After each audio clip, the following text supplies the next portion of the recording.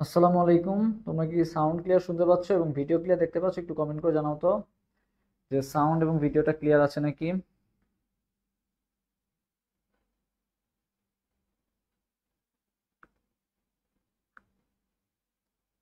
Clear আছে নাকি?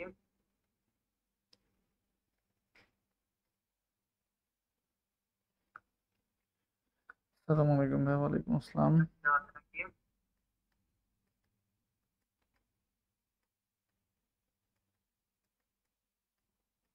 জি ভাই, ক্লিয়ার আছে। ওকে, থ্যাংক ইউ। তো সবাই একটু লাইভটা শেয়ার করে দেবো এবং বন্ধুদেরকে মেনশন করে দেবো। আমরা 10টা 45 খুব শীঘ্রই ইনশাল্লাহ শুরু করে দিব আর কি। ওকে।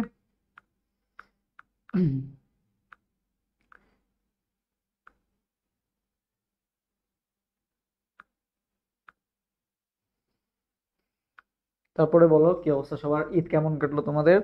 একটু কমেন্ট করে জানাও তো যে তোমরা ঈদ কেমন কাটলো এবং তোমাদের আহ, এখন কবে থেকে পড়া শুরু করছো ঈদের পরে, এটা একটু কমেন্ট করে জানাও। এবং প্রস্তুতি কেমন চলতেছে তোমাদের, এটা একটু সবাই কমেন্ট করে জানাও।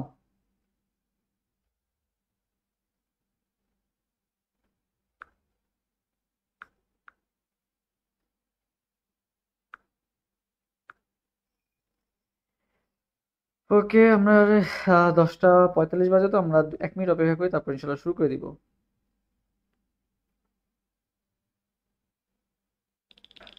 অনেকদিন পর লাইভ ক্লাস।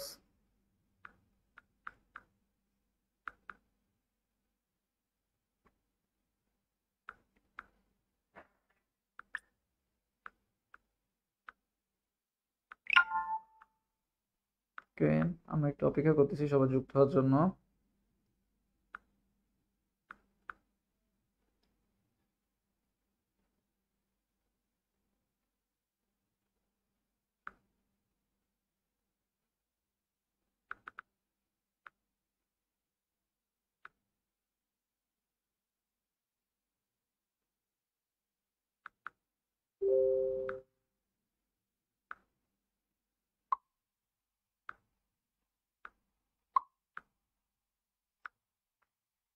ওকে।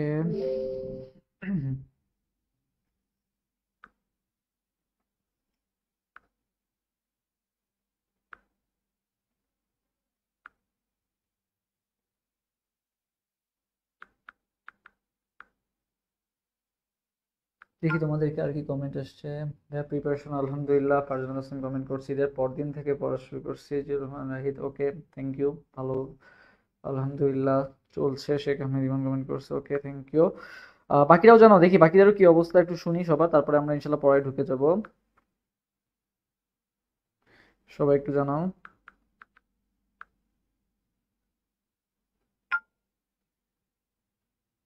আমি তো মেনশন করে অলমোস্ট ডান, আরেকটা মেনশন বাকি।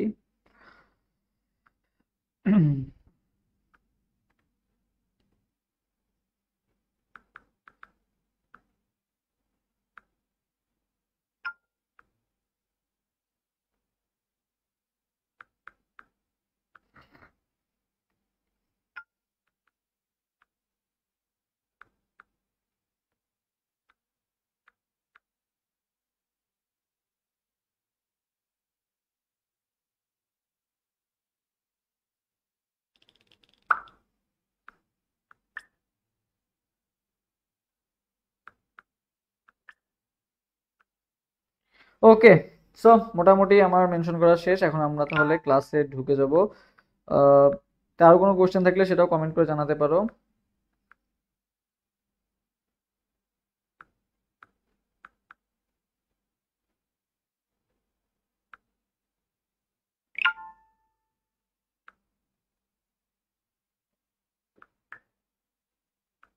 ভাই, ঈদ সালাম ঈদের ঈদ তো শেষ, ঈদের দিন চাইলে না দেওয়া যেত, এখন তো ঈদ শেষ। এখন কিভাবে দিব বলো? ঈদের এক এক সপ্তাহ শেষ অলমোস্ট। শনিবার ঈদ ছিল, তো গত শনিবার ঈদ ছিল, আজকে আগামীকালকে আবার শনিবার। সো শেষ বলা যায়। ওকে, সো আমাদের সাথে অনেকে যুক্ত হয়ে গেছে, থ্যাংক ইউ যুক্ত হওয়ার জন্য। আমরা এখন মোটামুটি ক্লাসে তাহলে শুরু করতে পারি। ওকে।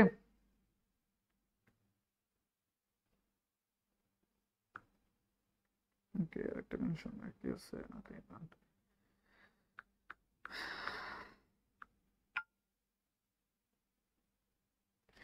ওকে, ডান, চলো শুরু করি এবার তাহলে। ভাইয়া অনেকদিন পর দেখা, অ্যাডমিশনের চান্স পেলে ভাইয়া ইসলামী দিবে, হ্যাঁ ইনশাল্লাহ। তো আমার দেওয়া লাগবে না, তোমরাই দেখবা যে আহ, মানে ঈদে চান্স পাওয়ার পরে তোমরাই আমারে দিচ্ছ আর কি, এরকম একটা অবস্থা হয়ে যাবে, বা তোমাদেরই জুনিয়র অনেক চলে আসবে আর কি, যখন ভার্সিটি চান্স পাবা এবার জুনিয়রদের সালামি দেওয়া লাগতেছে আর কি। সো তোমরাও সিনিয়রদের কাছে সালামি পাবা আর কি। সো অন্য একটা এনভায়রনমেন্ট বা ইয়া ক্রিয়েট হয়ে যাবে আর কি। ওকে, ওকে, সো চলো আমরা শুরু করি, মোটামুটি আমাদের শেষ ক্লাসে।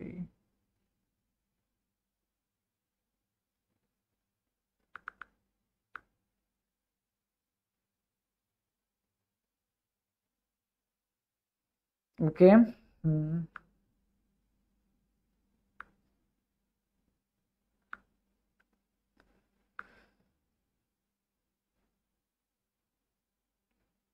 ওকে, টান মেনশন করে একেবারে শুরু করি। আচ্ছা, সো মোটামুটি আমরা এখন তাহলে শুরু করতে পারি, দেখো। ওকে,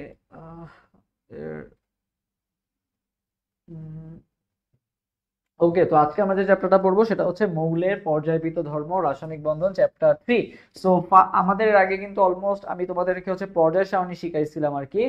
সো পর্যায় সারণীর ক্ষেত্রে তোমাদেরকে আমি যেটা মনে রাখাইছিলাম যে বিভিন্ন ধরনের পারমাণবিক সংখ্যা বের করাইছিলাম, বা বিভিন্ন ধরনের গ্রুপে কি কি মৌল থাকে এটাও কিন্তু তোমাদেরকে বের করা শিখাইছি আর কি। ওকে, তো আশা করি এটা তোমাদের পারা উচিত আর কি। তো ফার্স্ট অফ অল আমি কিছু আগে, আজকে আমরা থিওরিও পড়বো, পাশাপাশি অনেক এমসিকিউ সলভ করবো আর কি। তো আগে আমরা দেখি যে তোমাদের কাছে কিছু এমসিকিউ সলভ করে, তোমরা আগে কিছু এমসিকিউ অ্যান্সার দাও, যেগুলো আমি গতদিন কিন্তু তোমাদেরকে পড়াইছিলাম। সেটা হচ্ছে কি ভাই, কোনগুলো অপধাতু, 1 নাম্বার কোশ্চেন এবং 2 নাম্বার কোশ্চেনটা সবাই অ্যান্সার দিয়ে দাও যে কোনগুলা অপধাতু। অপধাতুর এই দেখে তোমাদেরকে একটা ট্রিক্স দিছিলাম। সো যদি এটা মনে থাকে তাহলে বলো যে ভাই কোনগুলো অপধাতু, অপধাতুর ইয়াগুলো একটু বলো সবাই, কোনগুলা অপধাতু। দেখি 1 নাম্বার কোশ্চেন অ্যান্সার দাও, তারপর আমি পরে ঢুকবো আর কি। তার আগে তোমাদের কাছে কিছু কোশ্চেন নিয়ে নিই। বলো কোনগুলো অপধাতু, কোনগুলা অপধাতু, একটু কমেন্ট করে জানাও তো যে কোনগুলো অপধাতু।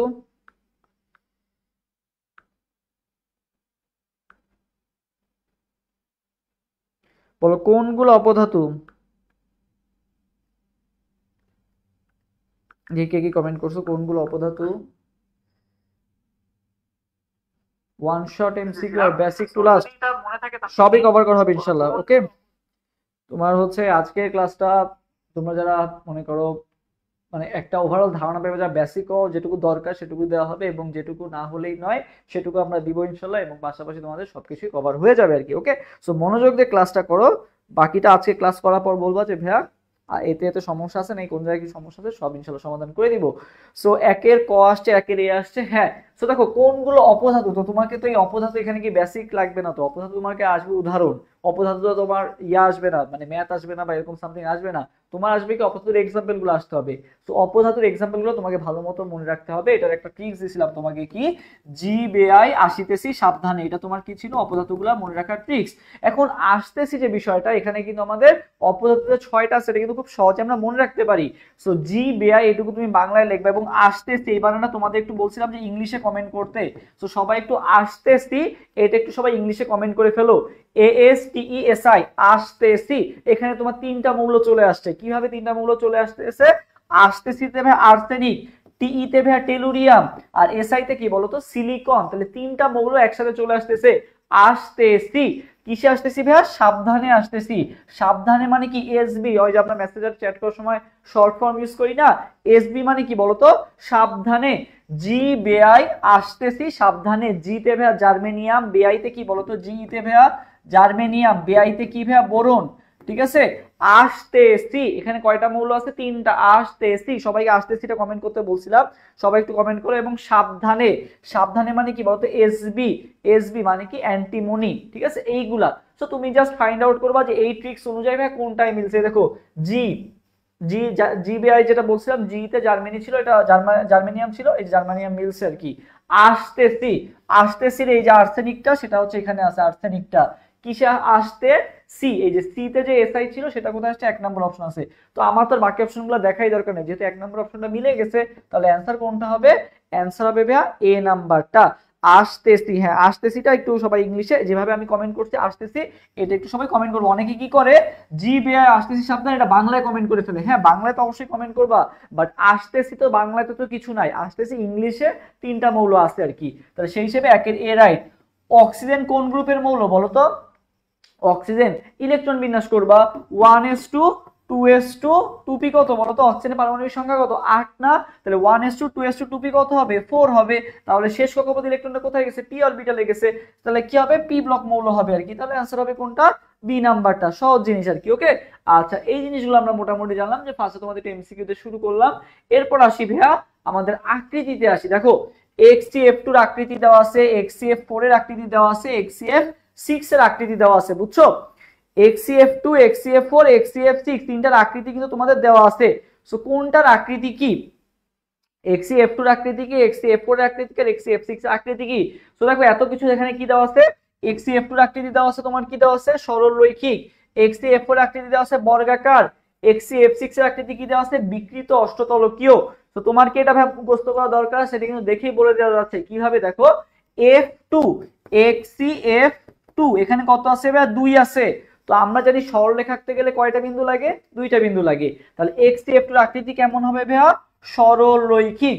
xcf2 এর আকৃতি কেমন হবে? সরল রৈখিক। ঠিক আছে। xcf4 এখানে কত আছে ভাইয়া? 4 আছে। তাহলে এটার আকৃতি কেমন হবে? বর্গাকার হবে। কারণ কি বর্গের ভাইয়া কয়টা বিন্দু লাগে? বর্গ আঁকতে গেলে কয়টা বিন্দু লাগে? 4টা বিন্দু লাগে। বর্গ আঁকতে গেলে ভাইয়া কয়টা বিন্দু লাগে? 4টা বিন্দু লাগে। তাহলে xcf6 কি হবে? বর্গাকার, সমতলীয় বর্গাকার। xcf6 দেখো xcf6 টা মুখস্থ করবা কি? বিকৃত অষ্টতলকীয়। এটা যেহেতু 6 আছে, 6 এর সাথে সবাই কমেন্ট করো আমার সাথে 68 কমেন্ট করে ফেলো। 68 মানে কি? xcf6 কি হবে? অষ্টতলকীয় হবে। সবাই 68 নাম্বারটা একটু কমেন্ট করে ফেলো, ঠিক আছে? তাহলে এটা কি হবে? অষ্টতলকীয় হবে আর কি। বাকি দুটো তো মিলে গেছে, ওটা মুখস্থ করতে হবে। এরপরে আমার যেটা লাগবে ভাইয়া নিষ্ক্রিয় গ্যাসের ব্যবহার সমূহ লাগবে। নিষ্ক্রিয় গ্যাসগুলো কে কে? আচ্ছা সবাই একটু কমেন্ট করে জানাও তো যে কোন গ্রুপের মৌল সমূহকে বলা হয় নিষ্ক্রিয় গ্যাস। এটা একটু কমেন্ট করে জানাও তো যে কোন গ্রুপের মৌল সমূহকে বলা হয় নিষ্ক্রিয় গ্যাস। একটু কমেন্ট করে জানাও যে কোন গ্রুপের মৌল সমূহকে বলা হয় নিষ্ক্রিয় গ্যাস। একটু কমেন্ট করে জানাও দেখি।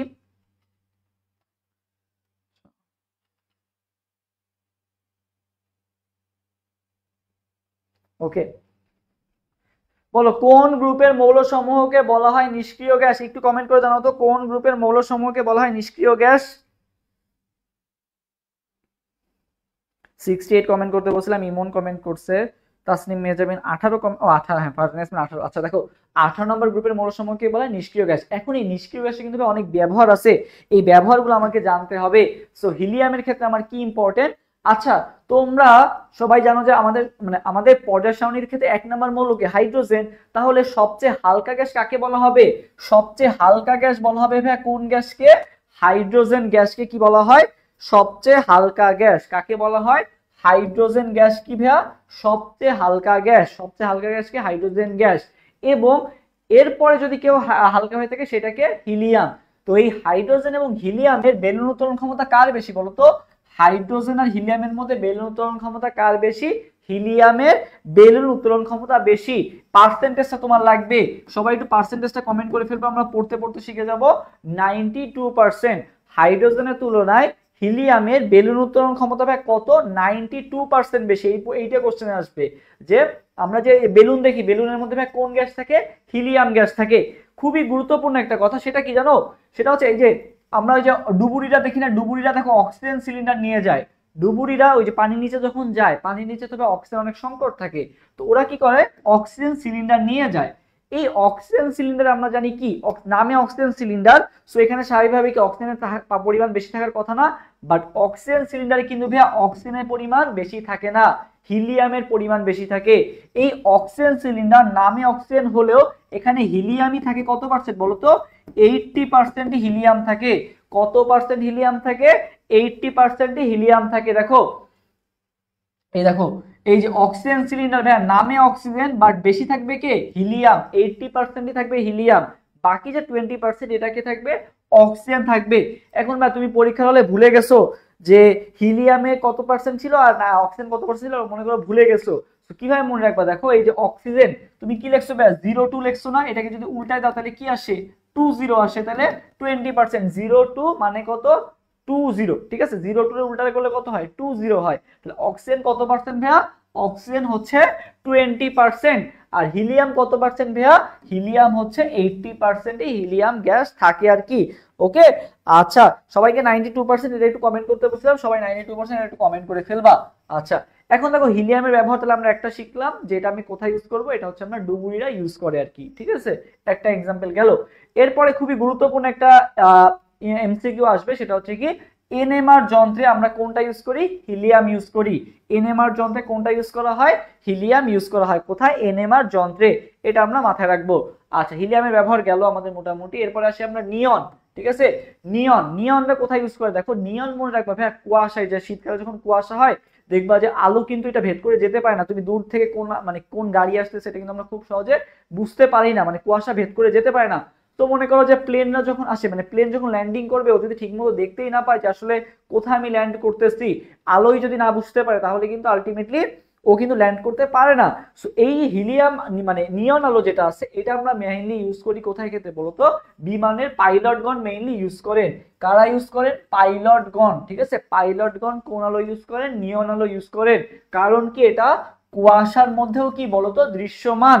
তাহলে নিয়ন আলো কি ভাইয়া, কুয়াশার মধ্যেও দৃশ্যমান, এবং এটা মেইনলি ইউজ করে কে, পাইলটগণ মেইনলি ইউজ করেন।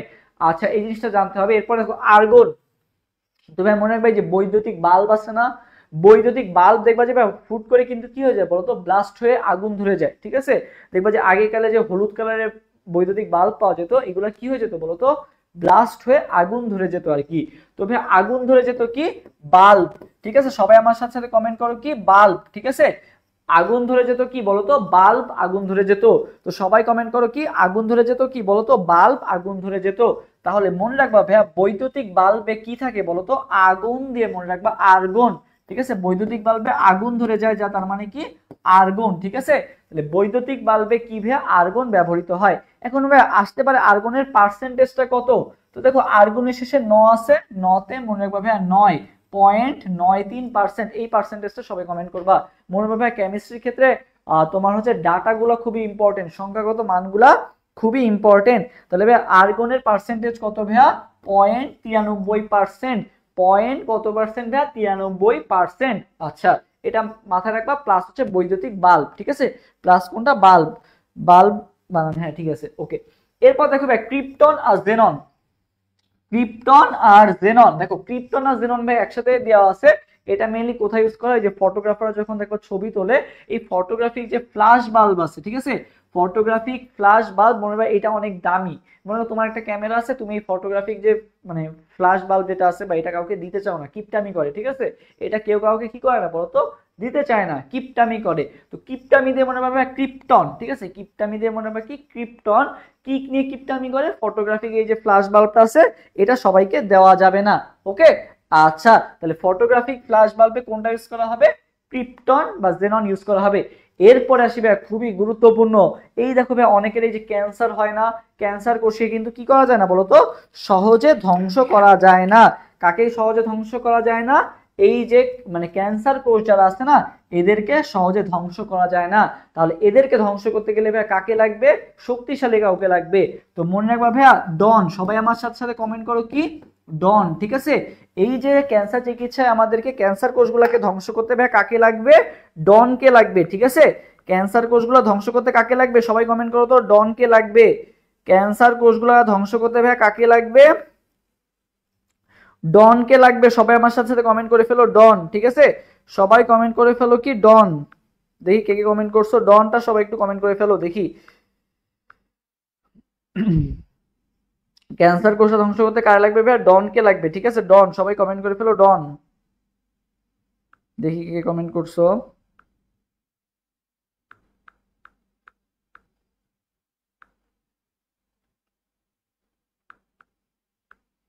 ওকে,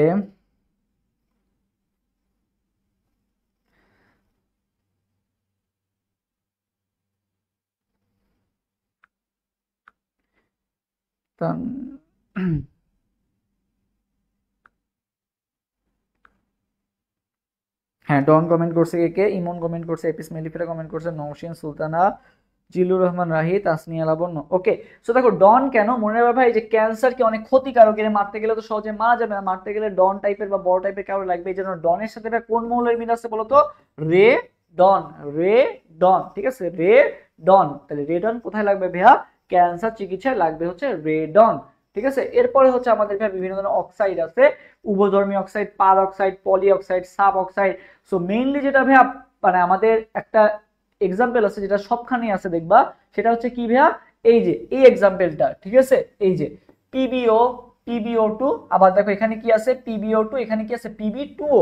পার্থক্যটা বুঝো, দেখো এখানে কি আছে। আচ্ছা দেখো, যদি বলে ভাই তোমাকে উভধর্মী অক্সাইড কে, PbO, PbO2, PbO, PbO2 দুইটাই কি উভধর্মী অক্সাইড, PbO বললেও উভধর্মী, PbO2 বললেও কি উভধর্মী।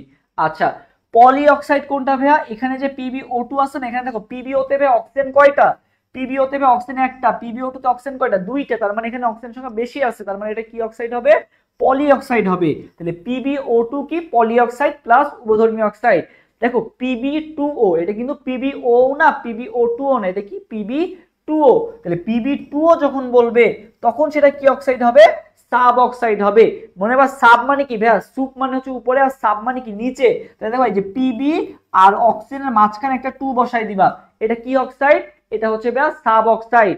তাহলে যদি বলে ভাইয়া PbO2 কি, PbO2 ভাইয়া হচ্ছে উভধর্মী অক্সাইড প্লাস হচ্ছে কি পলি অক্সাইড, আর সাব অক্সাইড কোনটা? Pb2O। আচ্ছা আর যদি বলে ভাইয়া শুধু PbO কি, শুধু PbO কি, আচ্ছা শুধু PbO কি, শুধু PbO যদি বলে PbO কি ভাইয়া? PbO হচ্ছে ভাইয়া উভধর্মী অক্সাইড, PbOটা কি উভধর্মী অক্সাইড। তাহলে সবাই তো আমাকে এখন বলো তো ভাইয়া যে Pb2O এটা কি অক্সাইড? একটু কমেন্ট করে জানাও তো দেখি, যে Pb2O যদি আমার এই পড়াটা বুঝে থাকো তাহলে বলো ভাইয়া Pb2O কি অক্সাইড? Pb2Oটা কি অক্সাইড একটু কমেন্ট করে জানাও তো, যে Pb2O কি অক্সাইড?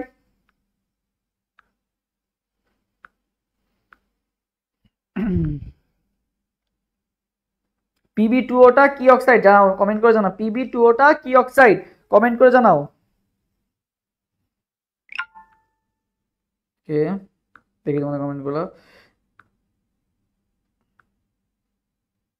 সাব অক্সাইড, হ্যাঁ নওশিন সুলতানা কমেন্ট করছে সাব অক্সাইড। ওকে বাকিরাও দেখি কি কমেন্ট করছো। সাব অক্সাইড,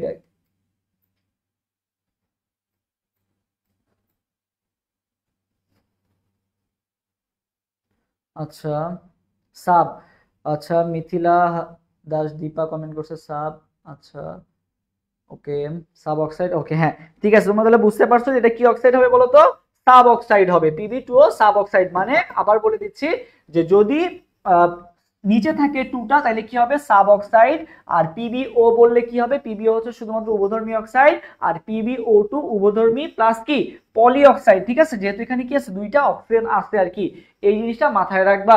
আচ্ছা এরপরে দেখো আমাদের সুপার অক্সাইড আছে দুইটা, একটা হচ্ছে কি পটাশিয়াম সুপার অক্সাইড আর হচ্ছে সোডিয়াম সুপার অক্সাইড। এই দুইটা কোশ্চেনে অনেকবার আসছে, ঠিক আছে, এটা তোমার মেডিকেলে বলো বা বিভিন্ন জায়গায় আসছে, যে সুপার অক্সাইডের নাম আমরা জানি KO2 টা আমরা জানি, আরেকটা মনে রাখবা কোনটা? NaO2। এই দুটো একটু সবাই কমেন্ট ফেলো, KO2 আর একটা কি বলতো? NaO2। KO2 আর একটা কোনটা বলতো? NaO2। এটা হচ্ছে কি সুপার অক্সাইড, এটা কি অক্সাইড? সুপার অক্সাইড, ঠিক আছে। আচ্ছা আর পার অক্সাইড যদি বলে, ভাইয়া পার অক্সাইড, পার অক্সাইড কোনটা ভাইয়া? K2O। K2O হচ্ছে পার অক্সাইড, আর KO2 যদি বলে তাহলে কি হবে? Super oxide. দুটার মধ্যে পার্থক্য আশা করি বুঝতে পারছো। পার অক্সাইড বললে ভাইয়া K2O, আর একটা হচ্ছে H2O2, ঠিক আছে, এই দুইটা H2O2 আর K2O। আর পার অক্সাইড আর সুপার অক্সাইড বললে কোনটা? KO2। তাহলে বলো তো আমাকে দেখি, তাহলে একটু আমাকে বলো তো দেখি যে KO2, KO2 টা কি অক্সাইড বলো তো? KO2 টা কি অক্সাইড? KO2 টা কি সুপার অক্সাইড নাকি পার অক্সাইড? KO2 টা কি সুপার অক্সাইড নাকি পার অক্সাইড? একটু কমেন্ট করে জানাও। KO2 টা কি সুপার অক্সাইড নাকি পার অক্সাইড? একটু কমেন্ট করে জানাও। ওকে আচ্ছা এস কোন গ্রুপের মৌল? ঠিক আছে, এস মানে কি? সালফার। সালফার কোন গ্রুপের মৌল বলো? তাহলে KO2 টা আমি তোমাকে যেটা আজ করছি এসও। এরপরে বলো যে সালফার কোন গ্রুপের মৌল? সহজ জিনিস, এরকম কোশ্চেন যদি আসে এটা কোথায় আসছে? জেইউডি 2324 সালে আসা কোশ্চেন। সালফার কোন গ্রুপের মৌল? সহজ জিনিস, ইলেকট্রন বিন্যাস করবা, বা আমি তো কতদিন তোমাদেরকে শিখিয়ে দিছি যে অভির সাথে সেলিনার টেলিফোনে পরিচয়। অভির সাথে সেলিনার টেলিফোনে পরিচয়। এটা কোন নাম্বার গ্রুপ? গ্রুপ 16 মৌল। এখন আমরা তো জানি যে ভাইয়া পর্যায় সারণীর ক্ষেত্রে এই পাশে যে মৌলগুলো থাকে সবাই তো ভাইয়া পি ব্লক, মাঝখানে এগুলো ডি ব্লক, বাম পাশে এগুলো কি এস ব্লক, এস পি, এর পাশে এগুলো কি ডি। সো গ্রুপ 16 কোন দিকে আছে? তোমার তো এতদিনে যে পর্যায় সারণীটা সেটা তো অলমোস্ট জানার কথা, তাই না? তো পি এদিকে তো কি আছে, অক্সিজেন কি এদিকে আছে, সালফার এদিকে আছে, তাহলে এটা কোন ব্লক মৌল হবে? তোমার কি আর এত কষ্ট করে ইলেকট্রন বিন্যাস করা দরকার আছে? 1s2 2s2 2p6 3s2 এত তো করা দরকার নাই, তুমি তো দেখে অ্যান্সার দিয়ে দিতে পারতেছো। এগুলা তো খুবই সহজ জিনিস, এগুলো তো টাইম ওয়েস্ট করা যাবে না, তাই না? সো এই জিনিসগুলো মাথায় রাখতে হবে। এই যে এখানে তুমি টাইম বাঁচাইতে হবে। সালফার পি ব্লক শেষ, 1 সেকেন্ডেই শেষ। নিকটোজেন মৌল কোনটা? নিকটোজেন শব্দের অর্থ কি ছিল? শ্বাসরোধকারী গ্যাস। এবং এই যে নিকটোজেন নামটা আসে কোথা থেকে বলো তো? নাইট্রোজেন থেকে আসে, ঠিক আছে? এই নাইট্রোজেন হচ্ছে একটা শ্বাসরোধকারী গ্যাস, যেখান থেকে নাম আসছে কি নিকটোজেন। তো বলা হয়েছে নিকটোজেন মৌল কোনটা। তো গতদিন কিন্তু বলছিলাম যে ভাই একজন আন্টি ছিল, সেই আন্টি কি করছিল? 9 পাস ছিল। কি ছিল? 9 পাস ছিল। তো এই যে 9 পাস আন্টি, উনি কি করছিল বলতো? 9 পাস, এই যে পাস বানান লিখছিলাম কি পিএএস। সবাই আমার সাথে সাথে একটু পাসটা কমেন্ট করে ফেলো তো, পিএএস পাস। পিএএসএস না, কিন্তু এটা ভুল, পিএএস টা হচ্ছে রাইট এখন থেকে, ঠিক আছে? 9 পাস আন্টি কি খাইছিল বলতো? বিষ খাইছিল। তো 9 পাস আন্টি যে ভাইয়া বিষ খাইছিল, 9 তে কি ছিল? নাইট্রোজেন ছিল। পাশে কি ছিল ভাইয়া? পাশের পিতে ফসফরাস, আর এস তে কি ছিল? আর্সেনিক। আর 20 তে কি ছিল? বিসমাথ ছিল। আর কি এগুলা কোন গ্রুপের মৌল ছিল? নিকটোজেন গ্রুপের মৌলগুলা ছিল কি 9 পাস আন্টি বিষ খেলো, মনে রাখাইছিলাম। সো 9 পাশের মধ্যে কোনটা মিলে দেখো তো, এই যে পাশের পিতে যে পিএএস, এই যে পিটা, সেই পিটা কোথায় আছে ভাইয়া? অপশন ডি তে আছে। তাহলে অ্যানসার কোনটা হবে? 4 এর অ্যানসার কোনটা হবে? 4 এর অ্যানসার হবে ভাইয়া ডি নাম্বারটা। ওকে। 5 নাম্বার, নিচের কোন গ্যাসটি অপেক্ষাকৃত নিষ্ক্রিয় বলো? এই যে গ্যাসগুলো দেওয়া আছে, কোন গ্যাসটা অপেক্ষাকৃত নিষ্ক্রিয় বলো? কোন গ্যাসটা অপেক্ষাকৃত নিষ্ক্রিয়? সবাই এরপর এইটার আনসার দাও তো, কোন গ্যাসটা অপেক্ষাকৃত নিষ্ক্রিয়?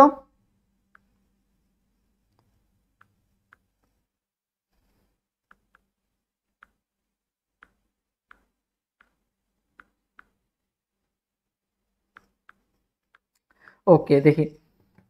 আচ্ছা, সো দেখো মনে রাখবে আমরা জানি গ্রুপ 18 মৌলগুলো তো সব নিষ্ক্রিয়, তাই না? বেশিরভাগই। সো এরপরে নিষ্ক্রিয় গ্যাসের পর যদি আর কাউকে নিষ্ক্রিয় বলতে হয়, সেটা কাকে বলা হয়? নাইট্রোজেনকে বলা হয়। কাকে বলা হয়? নাইট্রোজেনকে বলা হয়। কাকে বলা হবে? নাইট্রোজেনকে বলা হবে। নিষ্ক্রিয় গ্যাসের পর আর কাউকে যদি ভাইয়া তোমার মানে নিষ্ক্রিয় তো গ্রুপ 18 সবাই আছে, এরপর যদি আর কাউকে নিষ্ক্রিয় বলতে হয়, সেটা কাকে বলা হবে? নাইট্রোজেনকে বলতে হবে। কাকে বলা হবে? নাইট্রোজেনকে বলা হবে। আধুনিক পর্যায় সারণীর মূল ভিত্তি কি? এখানে এবার দুইটা কথা আছে। এখানে আছে ভাইয়া পারমাণবিক সংখ্যা, পারমাণবিক ভর, ইলেকট্রন বিন্যাস, পারমাণবিক ভর। সো ভাইয়া এখানে দুইটা কোশ্চেন আছে, এটা অনেক বিতর্কিত একটা কোশ্চেন, যে আধুনিক পর্যায় সারণীর মূল ভিত্তি কি? কেউ বলে ভাইয়া পারমাণবিক সংখ্যা, কেউ বলে কি ইলেকট্রন বিন্যাস। সো ভাইয়া যখনই তুমি অপশনে দুইটা পাবা, পারমাণবিক সংখ্যা বা ইলেকট্রন বিন্যাস যদি দুইটাই থাকে, তোমার কারেক্ট হবে কোনটা বলো তো? ইলেকট্রন বিন্যাসটা বেশি অ্যাপ্রোপ্রিয়েট। কোনটা বেশি অ্যাপ্রোপ্রিয়েট ভাই? ইলেকট্রন বিন্যাস। যদি ভাই তুমি ইলেকট্রন বিন্যাস অপশনে না পাও, শুধু পারমাণবিক সংখ্যা থাকে, সেক্ষেত্রে তুমি পারমাণবিক সংখ্যা দাগাবা। ক্লিয়ার?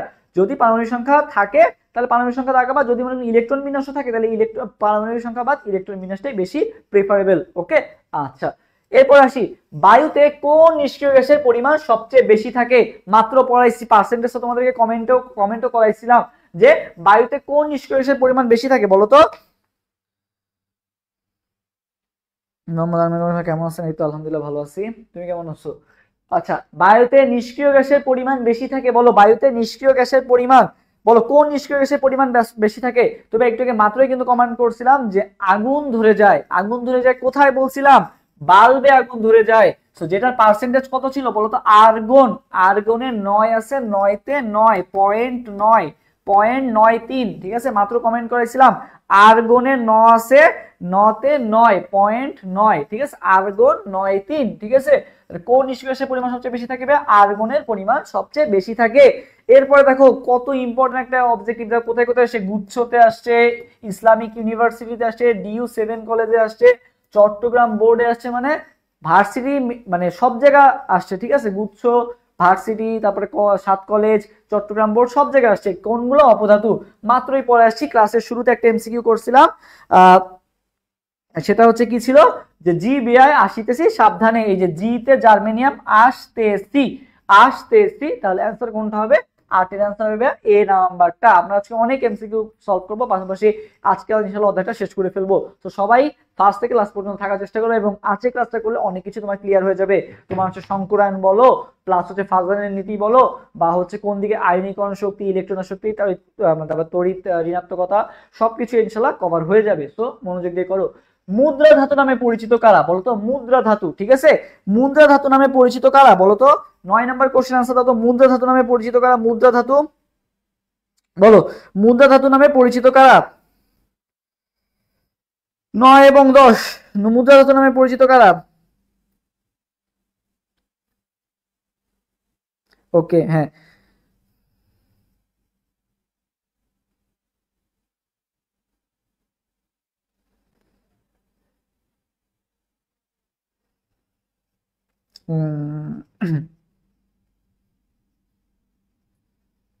আচ্ছা, তারপরে কোনটা বলছে? নিজের কোন যৌগটি দ্রাব্যতা সবচেয়ে বেশি? কোন যৌগটি দ্রাব্যতা সবচেয়ে বেশি এবং মুদ্রা ধাতু নামে পরিচিত কোনটা?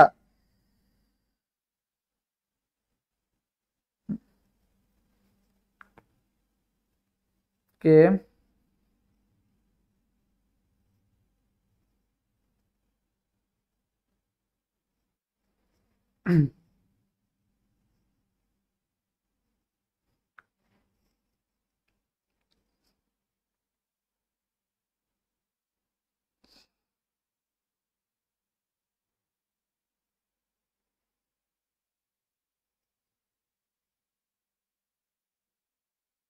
কমেন্ট গুলো আসতেছে না কেন? ওকে, আসছে, হ্যাঁ। আচ্ছা, 10 ঘ পি ব্লক বিএসও4 বি। আচ্ছা দেখো, মুদ্রা ধাতু নামে কোনটা ভাইয়া? কপার, সিলভার, আর একটা কোনটা বলো তো? গোল্ড, ঠিক আছে। কপার, সিলভার আর gold, copper, silver, gold, copper, silver আর কোনটা? গোল্ড। এই তিনটাকে কি বলে? মুদ্রা ধাতু। সিলভার আর গোল্ড দিয়ে মুদ্রা বানানো যায়, এটা তো আমরা সবাই জানি। আরেকটা এক্সট্রা কোনটা মনে রাখবা ভাই? কপার। দেখো, কপার, সিলভার, গোল্ড, এই যে কপার, সিলভার, গোল্ড, এটা কোনটায় আছে ভাইয়া? অপশন সি তে আছে। কোথায় আছে? অপশন সি তে আছে। তাহলে অ্যান্সার কোনটা হবে? অ্যান্সার হবে সি নাম্বারটা, ঠিক আছে, কপার, সিলভার, গোল্ড। আচ্ছা, এরপর আসি নিচের কোন যৌগটি দ্রাব্যতা সবচেয়ে বেশি? দ্রাব্যতা সবচেয়ে বেশি বলতো কোনটার? 10 বি, 10 ডি। আচ্ছা দেখো, একটা জিনিস মনে রাখি ভাইয়া, সবাই আমার সাথে সাথে কমেন্ট করো, বাহ আর বেশ, ঠিক আছে। বাহ আর বেশ পানিতে দ্রবণীয়, বাহ আর বেশ পানিতে দ্রবণীয়, সবাই আমার সাথে সাথে কমেন্ট করে ফেলো। বাহ বেশ পানিতে দ্রবণীয়, কোনটা কোনটা দ্রবণীয় পানিতে? বাহ আর বেশ, সবাই আমার সাথে কমেন্ট করে ফেলো। এটা তোমাদের প্যাচ লেগে যায়, আজকের পরে আর প্যাচ লাগবে না, জাস্ট এই জিনিসটা মাথায় রাখবা, বাহ আর বেশ পানিতে দ্রবণীয়। আর যদি বলে ভাই যে বাঁশ আছে না, বাঁশ যে পানিতে, যে বাঁশ তো তোমরা দেখছোই আর কি, সব মানুষকে বাঁশ দেয়, বা ওই বাঁশ না, বাঁশ হচ্ছে কি মেইনলি ওই যে ক্ষেত টেত বানাতে গেলে লাগে, বা বেড়া বানাতে গেলে লাগে আর কি। তো বাঁশ যেটা আছে, বাঁশ মনে রাখবা ভাইয়া পানিতে অদ্রবণীয়। এই জিনিসগুলো কি? বাঁশ পানিতে অদ্রবণীয়, সবাই আমার সাথে সাথে কমেন্ট করো, বাহ আর বেশ পানিতে দ্রবণীয়, আর বাঁশ পানিতে কি বলতো? অদ্রবণীয়। বাঁশ পানিতে কি ভাইয়া? অদ্রবণীয়। এখন ভাইয়া বাঁশে কি হলো? বাঁশে ভাইয়া BaSO4, এটা হচ্ছে বাঁশ, BaSO4 বাঁশ, BaSO4 এটা কি? বাঁশ। আর বাহতে কি বলতো? BaOH2, এটাকে কি বলা হয়? বাহ। আর বেশ কোনটা? বেশ, বেশ হচ্ছে ভাইয়া BeSO4, ঠিক আছে। তাহলে ভাইয়া বেশ লিখতে গেলে কি লাগে? BE। আর বাঁশ লিখতে গেলে কি লাগে ভাইয়া? BA। তাহলে ভাইয়া বাঁশ, বেরিয়াম সালফেট কি? পানিতে অদ্রবণীয়। আর বেরিয়াম সালফেট BeSO4 হলে কি হবে? পানিতে দ্রবণীয়। তাহলে বেরিয়াম সালফেট পানিতে দ্রবণীয়, আর বাঁশ পানিতে কি? অদ্রবণীয়, ঠিক আছে। তাহলে বাঁশ পানিতে অদ্রবণীয়, আর বেশ পানিতে কি বলতো? দ্রবণীয় আর কি, ঠিক আছে। হ্যাঁ, বাঁশ পানিতে অদ্রবণীয়, বা আর বেশ পানিতে দ্রবণীয়, হ্যাঁ বাঁশ পানিতে অদ্রবণীয়। তবে এটাতে কি হলো দেখো, আমরা কি জানি? বিরিয়ানি, মোগলাই, কাবাব, স্বর্ণের বাটিতে রাখো, বাটিতে রাখো, এটাই তো আমরা মেইনলি জানি। তাহলে ভাইয়া BaSO4 যেটা আমরা জানলাম, BaSO4 কি? অদ্রবণীয়, ঠিক আছে। আমি ক্রস দিয়ে লিখি, BaSO4 অদ্রবণীয়, বাঁশ অদ্রবণীয়, আর বেশ কি বলতো? পানিতে কি? দ্রবণীয়। তাহলে ওপর থেকে নিচে গেলে আমাদের দ্রবণীয়তা কি হচ্ছে বলতো? হ্রাস পাচ্ছে। তার মানে সবচেয়ে বেশি দ্রবণীয় কে হবে? উপরের দিকে যারা আছে, এটা হচ্ছে কার ক্ষেত্রে? সালফেটের ক্ষেত্রে, ঠিক আছে, এটা কার ক্ষেত্রে, সালফেটের ক্ষেত্রে। আবার হাইড্রোক্সাইডের ক্ষেত্রে কিন্তু উল্টা, বাহ মানে হচ্ছে কোনটা, এটা বেশি দ্রবণীয়। যদি বেরিয়াম হাইড্রোক্সাইড হয়, যদি এটার হাইড্রোক্সাইড হয় তাইলে আবার কোনটা বেশি দ্রবণীয়, বিএটা বেশি দ্রবণীয়। আর যদি সালফেটটা আসে তাহলে আবার কে বেশি দ্রবণীয়, বেরিয়ামটা বেশি দ্রবণীয়। এই কনফিউশনটা আশা করি ক্লিয়ার, বাহ আর বেশ দিয়ে মনে রাখবা। সো এখন দেখো তোমাকে কি বলা হয়েছে, কোন যৌগের দ্রাব্যতা সবচেয়ে বেশি, সবগুলো সালফেট দেওয়া আছে।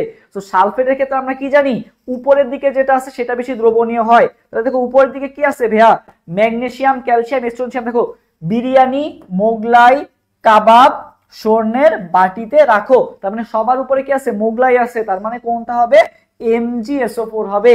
কোনটা হবে বলতো, MgSO4 হবে। এটা কি সবাই বুঝতে পারছো?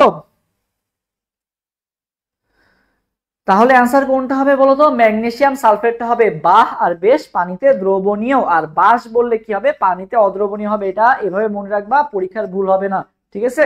আচ্ছা, ওকে ওকে, এরপরে আসি হচ্ছে আমাদের এই যে কাহিনীটা আছে, বাম থেকে ডানে গেলে কোনটা বাড়ে কোনটা কমে, এটা একটা ইম্পর্টেন্ট। হ্যাঁ, সবাইকে এটা ক্লিয়ার হয়েছে? যদি ক্লিয়ার হয়ে থাকে সবাই একটু কমেন্ট করো তো যে ভাইয়া ক্লিয়ার। যদি ক্লিয়ার হয়ে থাকে সবাই একটু কমেন্ট করো যে ভাইয়া ক্লিয়ার। যদি এটা ক্লিয়ার হয়ে থাকে সবাই একটু কমেন্ট করো যে ভাইয়া ক্লিয়ার, তাহলে আমি নেক্সটে আগাই। বলো, সবার যদি ক্লিয়ার হয়ে থাকে তাহলে সবাই একটু কমেন্ট করো যে ভাইয়া ক্লিয়ার। ওকে,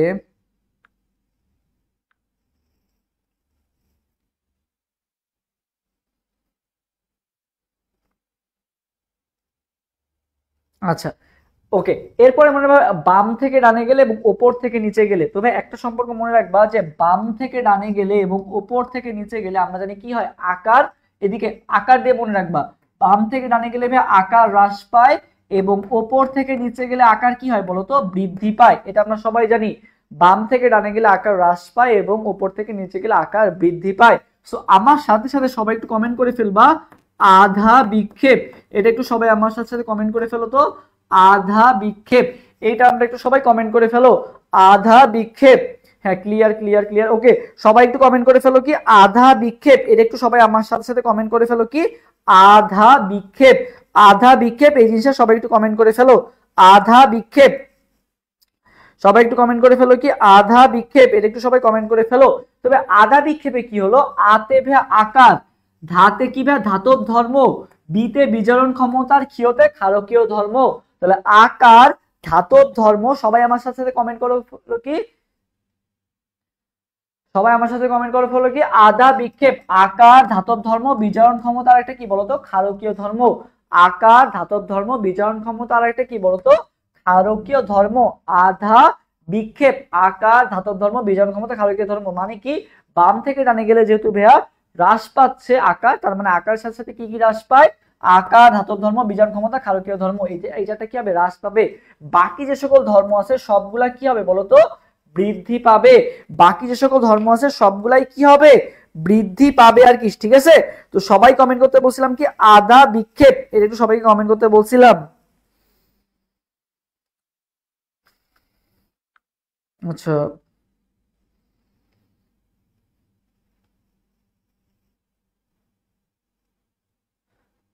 শেয়ার করতে বললে না যে, হ্যাঁ শেয়ার করে দাও, সমস্যা নাই তো, তোমার শেয়ার করলে তো ভালো, সবাই শেয়ার করে দাও।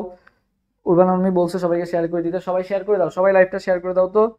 দেখি কে কে শেয়ার করছো, একটু শেয়ার করে কমেন্ট করো, শেয়ার ডান। দেখি কে কে শেয়ার করতেছো তোমরা, শেয়ার করে কমেন্ট করো যে ভাইয়া শেয়ার ডান। দেখি কে কে শেয়ার করছো, নামগুলো দেখি কে কে শেয়ার করতেছো। সবাই শেয়ার করে দাও, শেয়ার করে দাও, শেয়ার করে দিয়ে কমেন্ট করো যে ভাইয়া শেয়ার ডান। দেখি কে কে আসলেই শেয়ার করছো।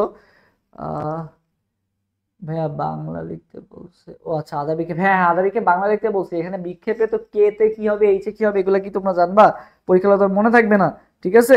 সো বাংলা লিখতে বলছি, বাংলা লেখো, আধা বিক্ষেপটা বাংলা লেখো আর কি, ওকে। আচ্ছা, সবাই লাইভটা শেয়ার করে দিয়ে তো, দেখি কে কে শেয়ার করছো, শেয়ার করে কমেন্ট করো যে শেয়ার ডান।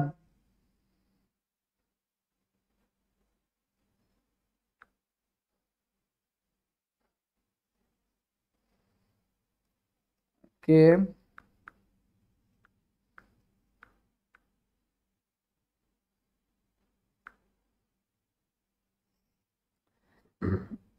শেয়ার করছি, কোন কমেন্ট করছে, বিসমিল্লাহ ফিরা কমেন্ট করছে। ওকে, থ্যাংক ইউ যারা যারা শেয়ার করছো।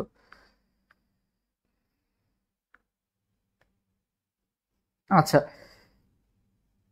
এরপরে আসি হচ্ছে আধা বিক্ষেপ আমরা বুঝলাম। এখন দেখো কোন দুইটি মৌলর মধ্যে ভাই কর্ণ সম্পর্ক বিদ্যমান, গতদিন এটা পড়াইছিলাম যে কাদের মধ্যে কর্ণ সম্পর্ক বিদ্যমান, ঠিক আছে। বেল lanthanum series actinide series, lanthanum series actinide সিরিজের সব মৌল লাগে না, জাস্ট একবার পড়ে যাবা, আসবে না এগুলো, খুব একটা কোথাও আসে নাই তেমন। ওকে, তো এগুলো লাগবে না, পুরাই ইয়া করে লাভ নাই, মানে তোমার মুখস্থ করে লাগবে না। কোন দুইটি মৌলের মধ্যে কর্ণ সম্পর্ক বিদ্যমান, কর্ণ সম্পর্ক কার মধ্যে আছে বলো। গতদিন বলাইছিলাম যে বিরিয়ানি আলু কি ছিল, বিরিয়ানি আলুটা কি ছিল, বাসি ছিল, সেটা ঠিক করছিল কে, লিনা নামে একজন ম্যাজিশিয়ান ছিল, তাই না। তো ভাই লিনার সাথে কার সম্পর্ক, ম্যাজিশিয়ানের সম্পর্ক, লিনা ম্যাজিশিয়ান ছিল।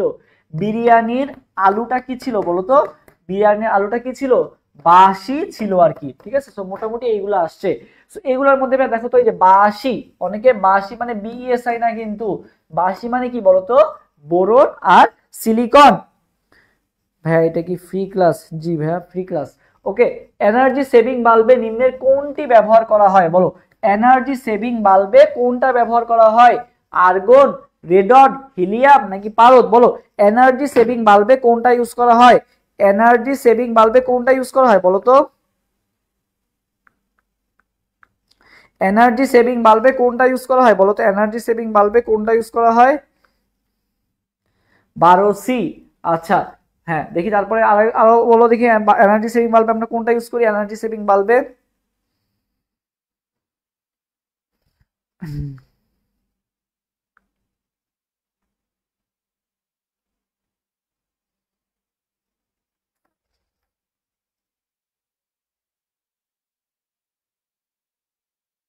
হুম, ওকে,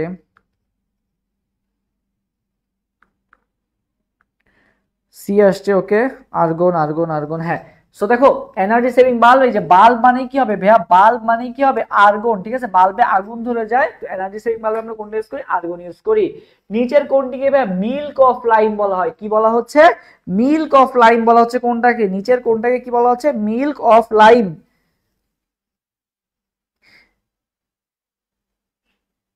নিচের কোনটাকে কি বলা হচ্ছে, মিল্ক অফ লাইম বলা হচ্ছে বলো, নিচের কোনটাকে কি বলা হচ্ছে, মিল্ক অফ লাইম বলো, নিচের কোনটাকে মিল্ক অফ লাইম বলা হচ্ছে।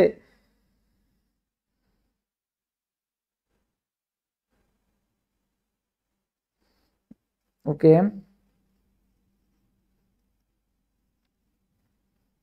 হুম,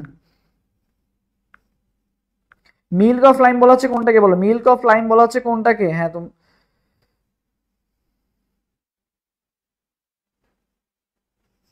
হ্যাঁ। সো দেখো অ্যান্সার কি আসছে, 13 খ, 13 খ, হ্যাঁ।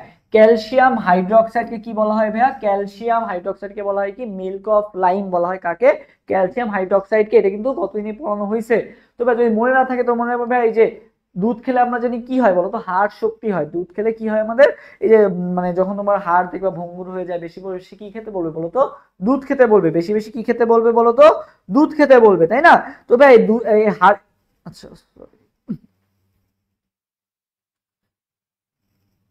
এখন আশা করি আসছে।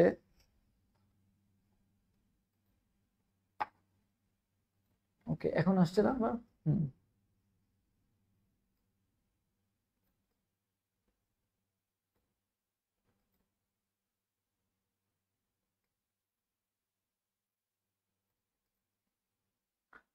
ওকে, আশা করি এখন আবার লাইভটা আসছে। হুম, আসছে আসছে, ওকে। আচ্ছা, আচ্ছা রং ধরুন আবার নেমে গেছে, সমস্যা নাই। আচ্ছা দেখো, মিল্ক অফ লাইম বলা হয় কোনটাকে বা ক্যালসিয়াম হাইড্রোক্সাইডটাকে। এরপর আসি নিচের কোনটা ফেরোম্যাগনেটিক মৌল নয়। আচ্ছা, তো যেটা বললাম যে মিল্ক খেলে কি হয়, তোমার হাড় শক্ত হয়, প্লাস হচ্ছে দুধ খেলেও কি হয়, হাড়টা শক্ত হয় আর কি। তাহলে মিল্ক অফ লাইম বা কোনটাকে বলা হয়, ক্যালসিয়াম হাইড্রোক্সাইডকে। নিচের কোনটি ফেরোম্যাগনেটিক মৌল নয়, তবে ফেরোম্যাগনেটিক মৌল রাখা মনে রাখার টিপস কি, ফাঁকা নল। সবাই কমেন্ট করবা কি ভাইয়া, ফাঁকা নল। সবাই আমার সাথে সাথে কমেন্ট করে ফেলো কি, ফাঁকা নল। সবাই কমেন্ট করে ফেলো কি ভাইয়া, ফাঁকা নল, ফাঁকা নল, এটা একটু সবাই কমেন্ট করে ফেলো কি, ফাঁকা নল। ফাঁকা নলে কি হলো ভাইয়া, ফাতে ভাইয়া ফেরাস, কাতে কি ভাইয়া, কাতে ভাইয়া কোবাল্ট, আর নলে কি ভাইয়া নিকেল, নলে কি ভাইয়া নিকেল, ফাঁকা নল। তাহলে আয়রন কোবাল্ট নিকেল, সবাই আমার সাথে কি কমেন্ট করো, ফাঁকা নল, আয়রন কোবাল্ট নিকেল, ঠিক আছে, আয়রন কোবাল্ট নিকেল, ফাঁকা নল, সবাই কমেন্ট করে ফেলো কি ফাঁকা নল, ঠিক আছে, আয়রন কোবাল্ট নিকেল। আচ্ছা তাহলে দেখো আয়রন কোবাল্ট নিকেল এরা সবাই ফেরোম্যাগনেটিক, তাহলে ফেরোম্যাগনেটিক মৌল নয় কোনটা, স্ট্রোনশিয়াম। আচ্ছা অবস্থানান্তর মৌলের বৈশিষ্ট্য কতদিনই পড়াইছি, অবস্থানান্তর মৌলের বৈশিষ্ট্য কি ভাইয়া, তিনটা প, তারপরে কি বলতো জ্বর, এটা হচ্ছে অবস্থানান্তর মৌলের বৈশিষ্ট্য, তিনটা প আর কি বলতো জ্বর, সবাই আমার সাথে কমেন্ট করে ফেলো কি তিনটা প আর কি জ্বর, একে কি বলা হয়, একে বলা হয় হচ্ছে কি তোমার অবস্থানান্তর মৌলের বৈশিষ্ট্য, তিনটা পথে কি হলো ভাইয়া, প্রভাবক, প্যারাচুম্বক, পরিবর্তনশীল যোজ্যতা, যতে জটিলায়ন, রতে রঙিনায়ন। তাইলে পথে প্যারাচুম্বক ঠিক আছে, প্রভাবক রূপে কাজ করে এটাও ঠিক আছে, রতে ছিল যতে জটিল যৌগ, রতে রঙিন আয়ন, তো জটিল যৌগ এরা দিচ্ছে কি সরল যৌগ, সরল যৌগ কি হবে ভাইয়া, সরল যৌগ তো হবে না, তাহলে অ্যান্সার কোনটা হবে 1 আর 3, তাহলে অ্যান্সার কোনটা হবে, অ্যান্সার হবে ভাইয়া বি নাম্বারটা, অ্যান্সার কোনটা হবে বি নাম্বারটা। নিচের কোনটি প্যারাম্যাগনেটিক নয় বলো, নিচের কোনটি প্যারাম্যাগনেটিক নয় এবং সবুজ ভিট্রিয়লের সংকেত বলো, নিচের কোনটি প্যারাম্যাগনেটিক নয় বলো। ভাই আমি কোনো কোশ্চেন দেখতে পাচ্ছি না, আপনি কি কোশ্চেন করছেন? আচ্ছা তুমি একটু কেটে আবার ঢোকো, আশা করি দেখতে পাবা, ঠিক আছে বলো। এরপরে 16 নম্বর কোশ্চেন আনসার দাও তো, নিচের কোনটি প্যারাম্যাগনেটিক মৌল নয় বলো দেখি। 16 নম্বর কোশ্চেনটা সবার পারা উচিত বলো, 16 নম্বর কোশ্চেনটা সবার পারা উচিত বলো, 16 নম্বর কোশ্চেন আনসারটা দেখি, একটু কমন সেন্স কাজে লাগালেই পারবা।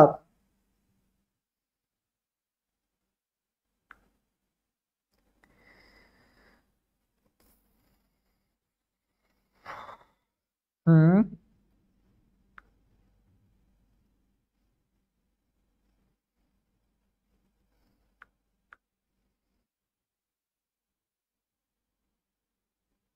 নেট কি আবার থেমে গেছে নাকি, নাকি ওকে আছে? আচ্ছা দেখো এটার আনসার কি কেউ দিছো, 16D,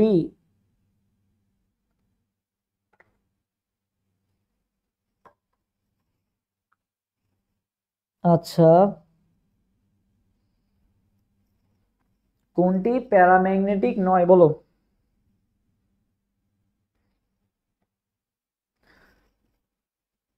16B, আচ্ছা 16B আসছে, 16B আসছে, আচ্ছা তিথি গ্লোরিয়া 16B হবে নাকি 16D হবে?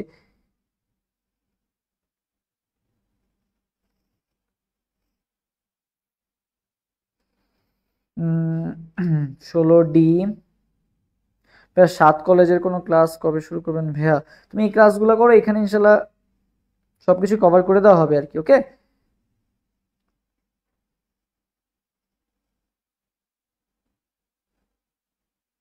ওকে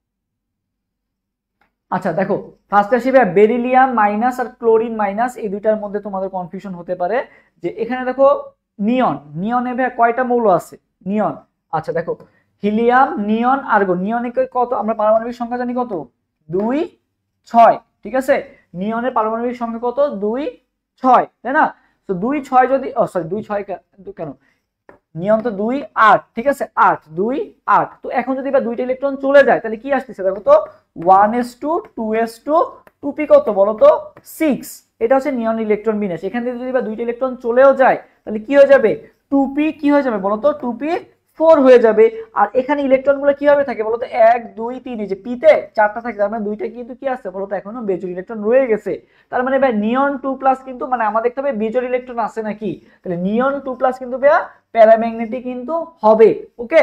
আচ্ছা এখন আসি ভাই আমরা ক্লোরাইডের ক্ষেত্রে আসি, Cl মাইনাস, Cl তো ভাই 17, Cl মাইনাস মানে কত 18, তার মানে এটা কিন্তু ভাই কি হয়ে গেছে বলতো, এটা কিন্তু দেখেই বলে দেওয়া যাচ্ছে এটা কিন্তু স্থিতিশীল ইলেকট্রন বিন্যাস অর্জন করে ফেলছে, এটা কিন্তু আর হওয়ার কিন্তু কি নাই বলতো চান্স নাই, ঠিক আছে। দেখো এরপরে দেখো আমার বেরিলিয়াম 1s2 2s2, বেরিলিয়াম কত 4 না, helium hydrogen helium lithium beryllium boron, ঠিক আছে। তো দেখো 1s2 2s2, এরপর দেখো বেরিলিয়াম তো 4, এখানে আছে বেরিলিয়াম মাইনাস, তাহলে কি হবে 2p1 হয়ে যাবে না, এটা তো বেজোর অবস্থায় আছে, আর্সেনিকের দেখার দরকার নাই। তো দেখো বেরিলিয়াম মাইনাস কিন্তু হওয়ার কিন্তু চান্স নাই, হইলে হবে কোনটা হবে ক্লোরাইড মাইনাস, ক্লোরিন 17 আর 18 স্থিতিশীল ইলেকট্রন বিন্যাস অর্জন করে ফেলছে, যার ফলে এটা এখন কি হয়ে যাবে, এটা এখন প্যারাম্যাগনেটিক আর হতে পারবে না। তাহলে অ্যান্সার কোনটা হবে, অ্যান্সার হবে ভাইয়া ডি নাম্বারটা, অ্যান্সার কোনটা হবে ডি নাম্বারটা। এরপরে বলা হয়েছে ভাইয়া সবুজ ভিট্রিয়ল, এরপরে কি বলা হয়েছে ডি নাম্বার, হ্যাঁ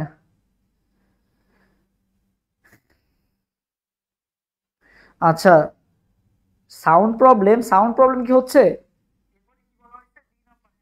সাউন্ড প্রবলেম তো ক্লিয়ার, সাউন্ড ক্লিয়ার না, সবাই একটু আমাদের জন্য সাউন্ড তো ক্লিয়ার। সবুজ ভিট্রিয়ল, তো সবুজ ভিট্রিয়ল FeSO4, দেখো সব আচ্ছা FeSO4, এখানে FeSO4 আর অপশনে নাই, আছে কি তোমার মনে বা ভিট্রিয়ল, সবুজ ভিট্রিয়ল বললেই কি আসবে ভাইয়া ফেরাস সালফেট আসবে। বাট অনেক সময় অপশনে দেখা যায় যে এখানে জাস্ট অপশনগুলো চেঞ্জ করে দেয়, 5H2 দিয়ে দেয়, 3H2 দিয়ে দেয়, 2H2 দিয়ে দেয়, বিভিন্ন H2 দিয়ে দেয়। সো মনে রাখবে সবুজ ভিট্রিয়লের ক্ষেত্রে কি হবে, FeSO4 আর কয় অণু পানি, 7 অণু পানি, কয় অণু পানি, 7 অণু পানি, এই জিনিসটা মাথায় রাখবা। আচ্ছা নিম্নের কোনটি রঙিন যৌগ, বলতো নিম্নের কোনটি রঙিন যৌগ, Cu2Cl2, ScCl3, COCl2, MgCl2, বলো নিচের কোনটা রঙিন যৌগ, নিচের কোনটা রঙিন যৌগ, বলো তো দেখি এটার অ্যান্সার, নিচের কোনটা রঙিন যৌগ, দেখো নিচের কোনটা রঙিন যৌগ, বলো নিচের কোনটা রঙিন যৌগ, হ্যাঁ 18 নম্বরে এবার আনসার দাও, নিচের কোনটা রঙিন যৌগ, নিচের কোনটা রঙিন যৌগ।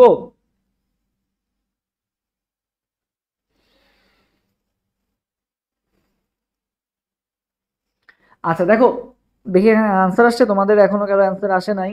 ওকে নিচের কোনটা রঙিন যৌগ গঠন করে, এখন আমরা জানি ভাই রঙিন যৌগ কারা গঠন করে, সাধারণত অবস্থানান্তর ধাতুরা কি করে, অবস্থানান্তর মৌল যারা আছে তারা কি জটিল যৌগ রঙিন আয়ন গঠন করে, মেইনলি যারা হচ্ছে আমাদের কি থাকে অবস্থানান্তর মৌলগুলো থাকে, অবস্থান মৌল কারা, যারা হচ্ছে কি ডি ব্লক মৌল সমূহ, এখন সকল ডি ব্লক মৌল কিন্তু আবার অবস্থানান্তর না, যারা হচ্ছে কি করে D1 থেকে D9 যারা করে তাদেরকে আমরা কি বলি অবস্থানান্তর মৌল বলি আর কি। ওকে আচ্ছা সো দেখো এখানে বলা হয়েছে কোনটা রঙিন যৌগ, কোনটা রঙিন যৌগ, সো কি কি আছে, কোবাল্ট আছে, ম্যাগনেসিয়াম ক্লোরাইড আছে, ScCl3 আছে, আর কি আছে Cu2Cl2। তো ভাইয়া হ্যাঁ তো দেখো ScCl3 তো ভাই হইতে পারবে না, স্ক্যান্ডিনিয়াম, স্ক্যান্ডিনিয়াম আর জিঙ্ক আমরা তো জানি যে কি এরা ডি ব্লক মৌল না, প্লাস হচ্ছে স্ক্যান্ডিনিয়ামের ক্ষেত্রে কত, হ্যাঁ স্ক্যান্ডিনিয়াম কি ডি ব্লক মৌল, স্ক্যান্ডিনিয়াম কত 1 পড়ে, আর তোমার হচ্ছে আর হচ্ছে কোনটা জিঙ্ক, এরা হচ্ছে কি ডি ব্লক মৌল কিন্তু অবস্থানান্তর মৌল এরা হয় না, ঠিক আছে স্ক্যান্ডিনিয়াম আর জিঙ্ক কি হয় না অবস্থানান্তর মৌল হয় না মেইনলি। সো স্ক্যান্ডিনিয়াম আর স্ক্যান্ডিনিয়াম তো বাদ, ম্যাগনেসিয়াম তো ভাই ডি ব্লক মৌলই না, তো ম্যাগনেসিয়াম তো ভাই এস ব্লক মৌল, তো ম্যাগনেসিয়াম তো ভাই আগেই বাদ, আছে কে ভাইয়া কপার আছে আর কি আছে কোবাল্ট আছে আর কি, কপার আছে আর কি আছে বলতো কোবাল্ট আছে। এই কোবাল্ট যেটা আছে এটা ভাইয়া পিঙ্ক কালার করে, এটা কি কালার দেয় বলতো কোবাল্ট COCl2, এটা হচ্ছে পিঙ্ক কালার দেয়। এই COCl2 রঙিন যৌগটা গঠন করে, বাট 1 নাম্বার যেটা আছে Cu2Cl2 এরা কিন্তু রঙিন যৌগ গঠন করে না, ঠিক আছে। কপারের ক্ষেত্রে দেখবে ভাই একটা হচ্ছে কপার প্লাস আয়ন দেয়, আর একটা কি দেয় কপার 2+ আয়ন দেয়, কপার প্লাসও দেয় কপার 2+ও দেয়, ঠিক আছে।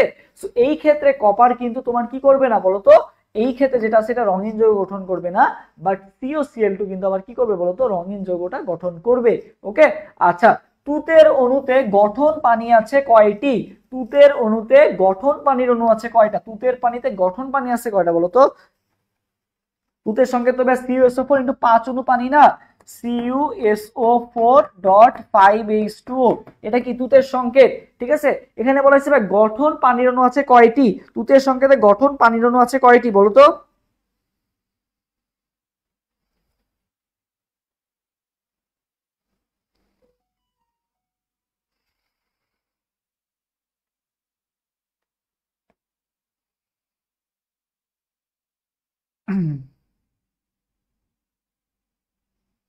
আচ্ছা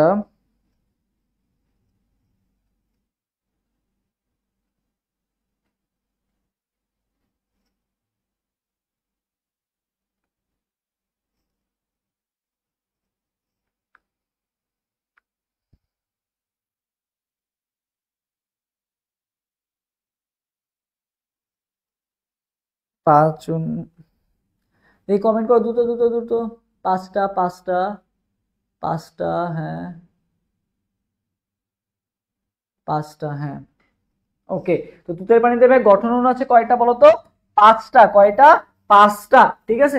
19 আনসার হবে ডি নাম্বারটা। আচ্ছা, পর্যায় সারণীতে ইনার ট্রানজিশন মৌলের সংখ্যা কয়টা?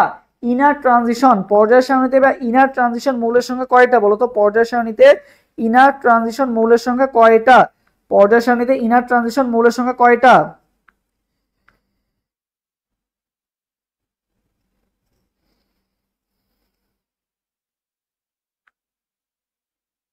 ওকে, হুম,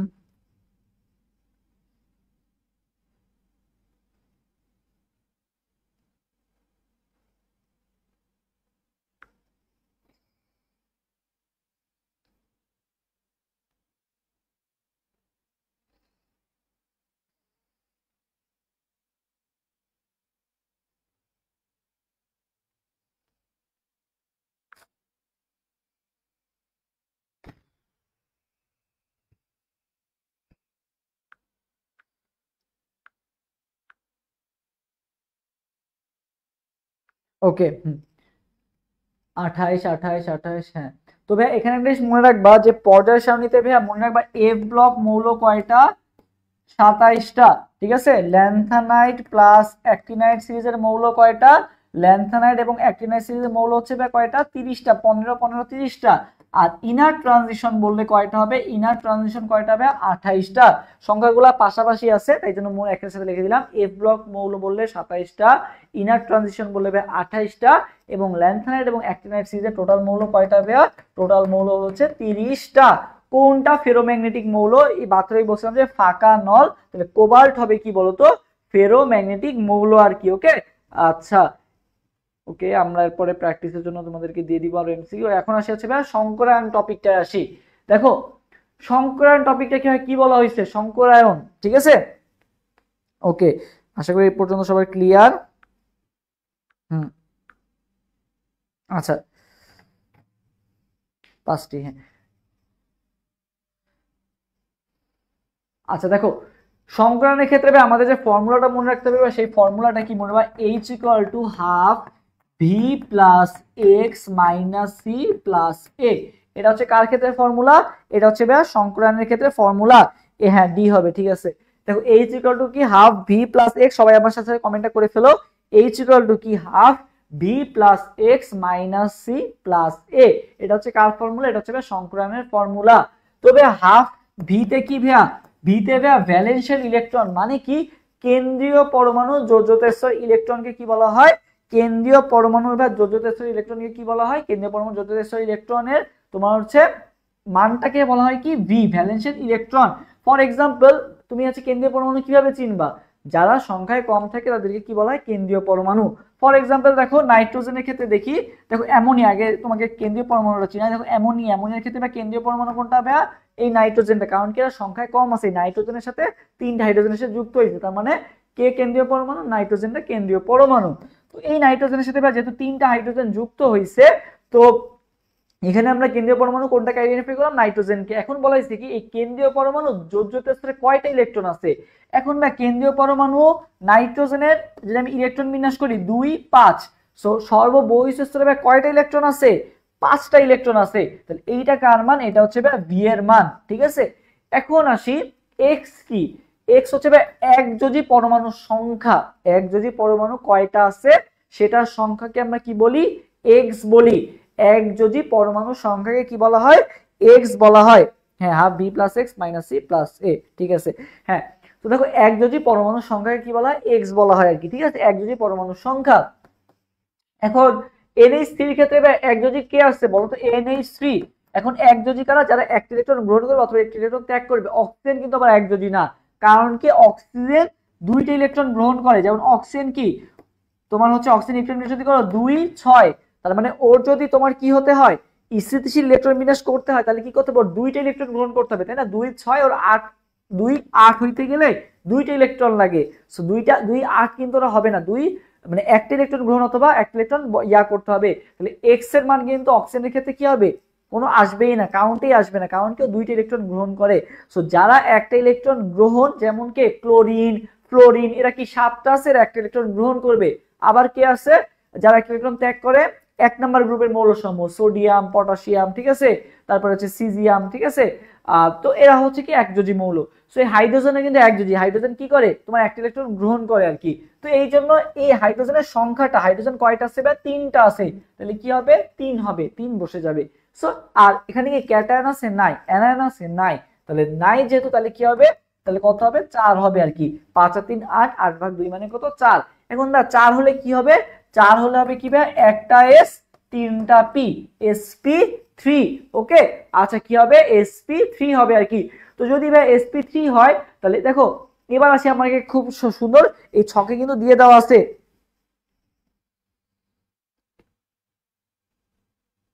ইনার ট্রানজিশন মানে কি, ইনার ট্রানজিশন মানে হচ্ছে, ট্রানজিশন মানে কি অবস্থানান্তর, আর ইনার মানে কি আন্ত। আন্ত অবস্থানান্তর মৌলসমূহকে কি বলা হয়, তোমার আন্ত অবস্থান্তর মৌলসমূহকে কি বলা হয়, ইনার ট্রানজিশন এলিমেন্টস আর কি, ঠিক আছে। আচ্ছা, তো এরপরে আমরা গেলাম, দেখো এখন এখন আসে আছে আমরা, যদি এসপি হয় তাহলে কোণের মান কত ডিগ্রি হবে, এই মানগুলো আমাদের জানতে হবে। তো এবার দেখো এসপি, একটা এস একটা পি, তার মানে কয়টা আছে, 2টা আছে। তার মানে তুমি কি করে দিবা, 360 কে 2 দ্বারা ভাগ করে দিবা। কি করে দিবা, 360 কে 2 দ্বারা ভাগ করে দিবা। দেখো 360 কে 2 দ্বারা ভাগ করে দিলে 180 পাও। তাহলে যদি এসপি সংকরণ হয় তাহলে কোণের মান কত ডিগ্রি হবে, 180 ডিগ্রি হবে, ঠিক আছে।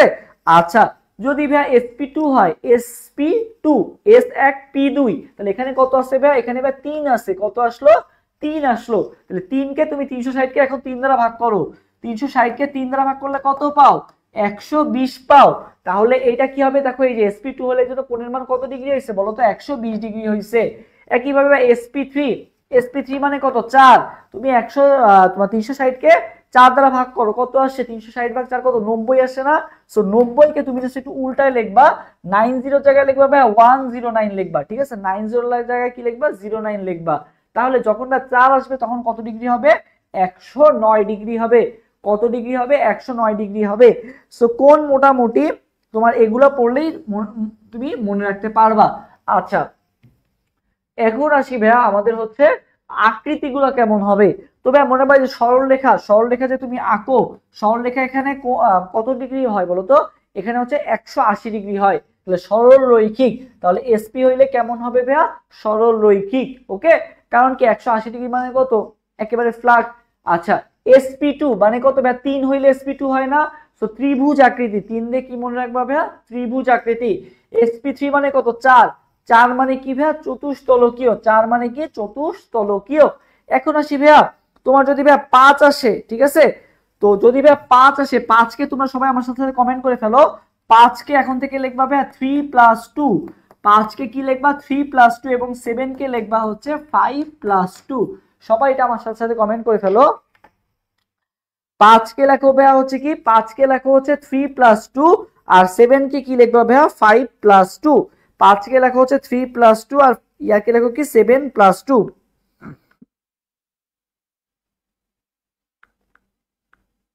5 কে লেখো কি ভাইয়া 3+2, আর 7 কে কি লিখবা 5+2, এটা একটু সবাই লেখো।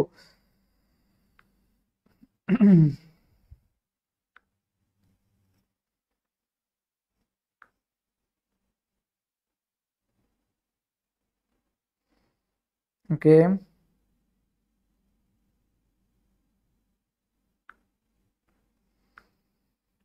কে কে লিখছো, 5 3+2, হ্যাঁ ইমন কমেন্ট করছে, বাকিরাও কমেন্ট করো।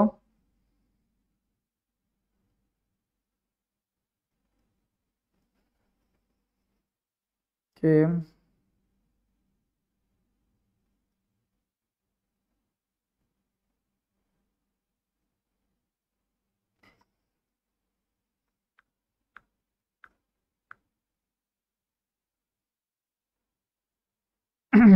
আচ্ছা হ্যাঁ,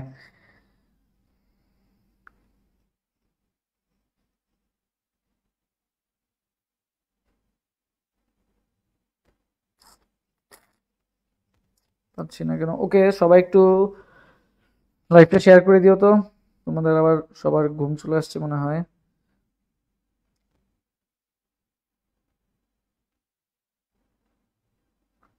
হুম,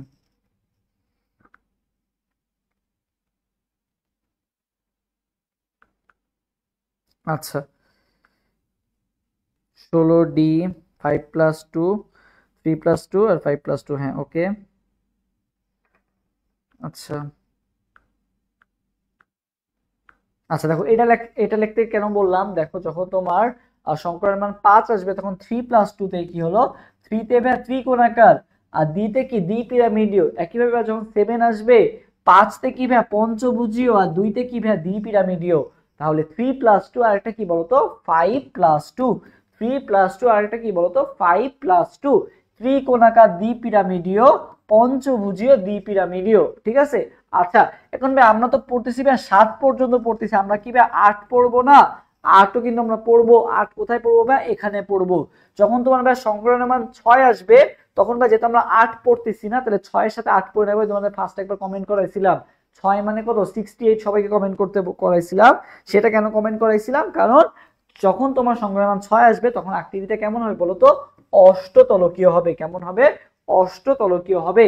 আচ্ছা সবাই তাহলে 39 নাম্বার কোশ্চেন এবং 40 নাম্বার কোশ্চেনের অ্যান্সার দিয়ে দাও তো। 39 এবং 40 নাম্বার কোশ্চেনের অ্যান্সার দিয়ে দাও। শেয়ার ডান ভাই Farzan Taslim, okay thank you. সবাই এরপরে হচ্ছে তাহলে কোনটা অ্যান্সার দিয়ে দাও? 39 এবং 40 নাম্বার কোশ্চেনের অ্যান্সার দিয়ে দাও। 39 এবং 40 নাম্বার কোশ্চেনের অ্যান্সার দিয়ে দাও।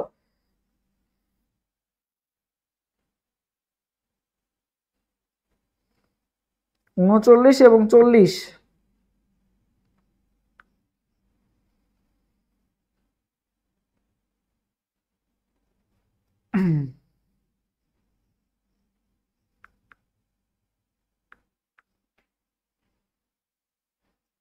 হুম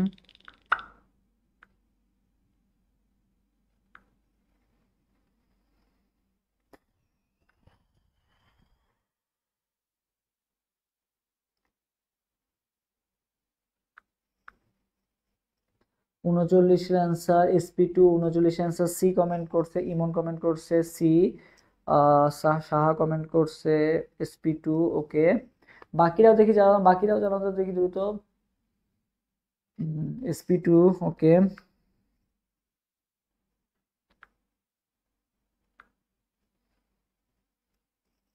39 গ, 39A, 40 SP2, আচ্ছা বাকিরা। আচ্ছা ওকে। তো দেখো 39 নম্বরে ভাই এখানে কি বন্ধন আছে বলা হয়েছে, কার্বন সংকরণ কি ধরনের। তবে কার্বনের সংকরণ কি ধরনের বলো তো? এখানে ভাই ডাবল বন্ড, আমরা জানি ভাই ডাবল বন্ড থাকলে, দুইটা বন্ড থাকলে সংকরণ কি হবে? sp2 সংকরণ হবে। ডাবল বন্ড থাকলে sp2 সংকরণ। এবং এখানে যেটা আছে দেখো, একটা আমরা দেখতে পাচ্ছি কি বন্ড আছে, একটা সিঙ্গেল বন্ড আছে। এখন ভাই আমরা জানি একের ক্ষেত্রে কি হয়, 3 হয়, ঠিক আছে sp3। আর যদি ভাই তিনটা বন্ড থাকে তাহলে কি হবে, এক হবে আর কি sp1, ঠিক আছে, এটা আমরা জানি। তবে এখানে আমরা দেখতেই পাচ্ছি স্পষ্ট এখানে একটা বন্ড আছে, তার মানে এখানে কি হবে, 3 হবে আর কি sp3 হবে। তাহলে sp2 আর sp3 সংকরণ এখানে আছে। sp2 আর একটা মানে sp3 আর একটা কি sp2, এই দুইটা সংকরণ কি আমাদের এখানে আছে। তো এই অপশনটা কোথায় আছে, sp3 আর sp2, sp3 sp2। দেখো sp3 sp2 অপশন কিন্তু কোথাও নাই, ঠিক আছে। sp3 sp2 অপশন কিন্তু আমাদের কি বলতো কোথাও নাই। কারণ কি দেখো, কারণ কি দেখো, এখানে আমরা তোমাদের দেখে মনে হতে পারে যে ভাইয়া এখানে যেহেতু একটা বন্ড আছে এখানে তবে অবশ্যই কি ঘটছে, sp3 সংকরণ ঘটছে। বাট তুমি দেখো এই কার্বনটাই কি ডাবল বন্ডের সাথে যুক্ত, তার মানে এই কার্বনটা sp2 সংকরিত। একইভাবে এই কার্বনটাও কি এই ডাবল বন্ডের সাথে যুক্ত, তার মানে এটাও sp2 সংকরিত। এই কার্বনটাও ভাইয়া এর সাথে যুক্ত, তার মানে এটাও sp2। এই কার্বনটাও এর সাথে যুক্ত, তার মানে এটাও কি sp2। তার মানে এখানে সবগুলা কার্বনই sp2 সংকরিত। কি সংকরিত? sp2 সংকরিত। তাহলে 39 আনসার কোনটা হবে? সি নাম্বারটা হবে। গ্রাফাইট, এটা তোমাদের জাহাঙ্গীরনগরে আসা কোশ্চেন বা বিভিন্ন ভার্সিটি আসে, ঢাকা ভার্সিটিতে আসছে, সব জায়গায় আসে গ্রাফাইট। তবে আমরা ফাইট করতে গেলে আমাদের কি লাগে বলতো? দুইটা হাত পা লাগে, হয় দুইটা হাত দিয়ে ফাইট করো না দুইটা পা দিয়ে ফাইট করো, তাই না? তো গ্রাফাইট, ফাইট মনে রাখবে দুই আসবে, তাহলে কি হবে sp2। গ্রাফাইট কি হবে ভাইয়া? sp2। গ্রাফাইট কি হবে? sp2। আচ্ছা নিচের কোনটিতে বন্ধন কোণের মান সবচেয়ে বড়?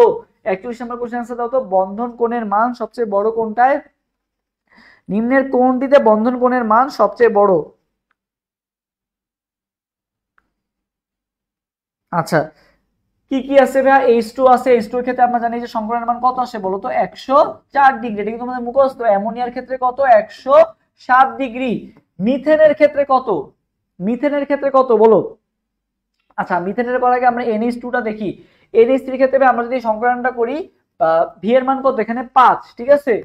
x কয়টা যুক্ত হইছে বা 2টা যুক্ত হইছে, v + x - c + a, ঠিক আছে। এখানে অ্যানায়নের সংখ্যা কি হবে, যোগ হবে, তাহলে কত আসতেছে, 5 আর 2 7 আর 1 কত আসতেছে, 8 আসতেছে, ঠিক আছে, 8 আসতেছে। আচ্ছা সো 8 আসলে এখানে কত আসতেছে বলো তো, 8 আসলে এখানে কত আসতেছে মানটা, এখানে মান আসতেছে হচ্ছে sp কত আসতেছে, 3 আসতেছে।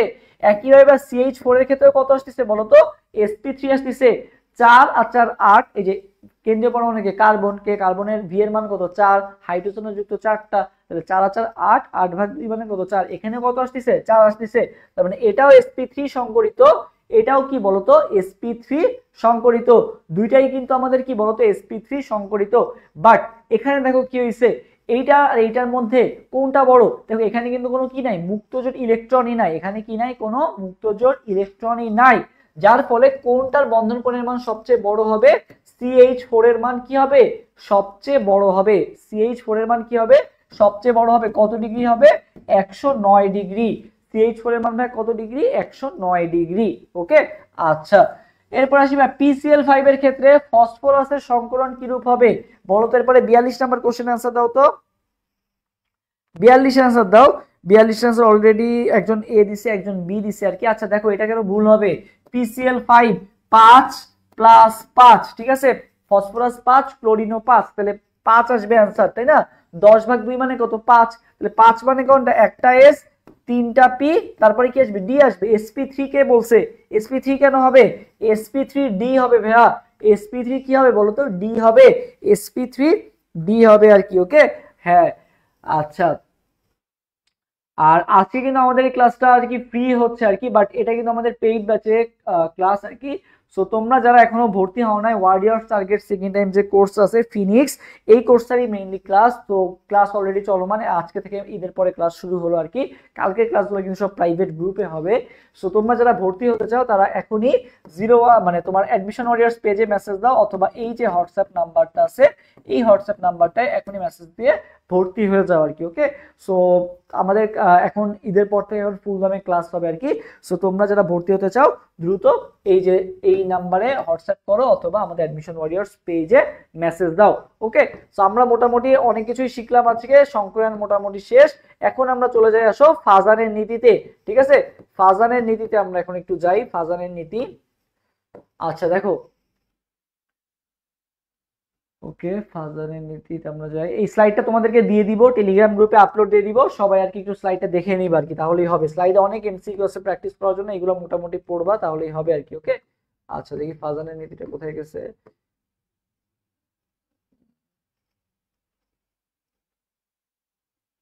আচ্ছা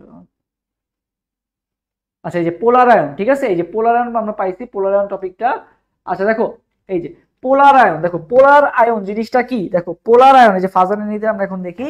দেখো পোলার আয়ন জিনিসটা কি, পোলার আয়ন দেখো নামের শেষে কি আছে, আয়ন, নামের শেষে কি আছে, আয়ন। এখন আয়নিক যৌগের আয়নিক বৈশিষ্ট্য হবে না, এখন পোলার আয়ন কি বলতো, আয়নিক যৌগের সমযোজী বৈশিষ্ট্য নাকি সমযোজী যৌগের আয়নিক বৈশিষ্ট্য নাকি কার কি, একটু কমেন্ট করে জানাও তো আমাকে, যে পোলার আয়ন জিনিসটা আসলে কি বলতো, পোলার আয়ন জিনিসটা আসলে কি, মানে কার কি বৈশিষ্ট্য আমরা পোলার আয়ন দ্বারা প্রকাশ করি, আয়নিক যৌগের আয়নিক বৈশিষ্ট্য নাকি সমযোজী যৌগের আয়নিক বৈশিষ্ট্য নাকি আয়নিক যৌগের আয়নিক বৈশিষ্ট্য, মানে কোনটা একটু আমাকে কমেন্ট করে জানাও। তো আমি ততক্ষণ অ্যান্সার দিতে থাকি। দেখো পোলার আয়ন আমি যেভাবে মনে রাখতাম, সো আয়ন আছে তার মানে যৌগটা কি হবে, আয়নিক যৌগ। নামে যেহেতু আয়ন আছে তার মানে যৌগটা কি হবে, আয়নিক যৌগ। নামে যেহেতু আয়ন আছে তার মানে যৌগটা কি হবে, আয়নিক যৌগ।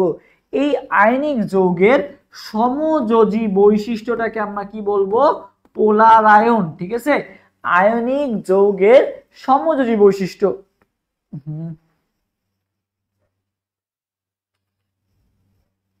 ঠিক আছে।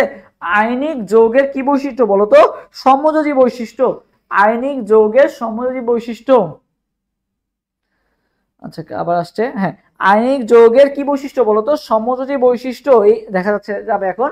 সো এই আয়নিক পোলারায়ন জিনিসটা কি ভাবে, তাহলে যৌগটা কি হবে, আয়নিক।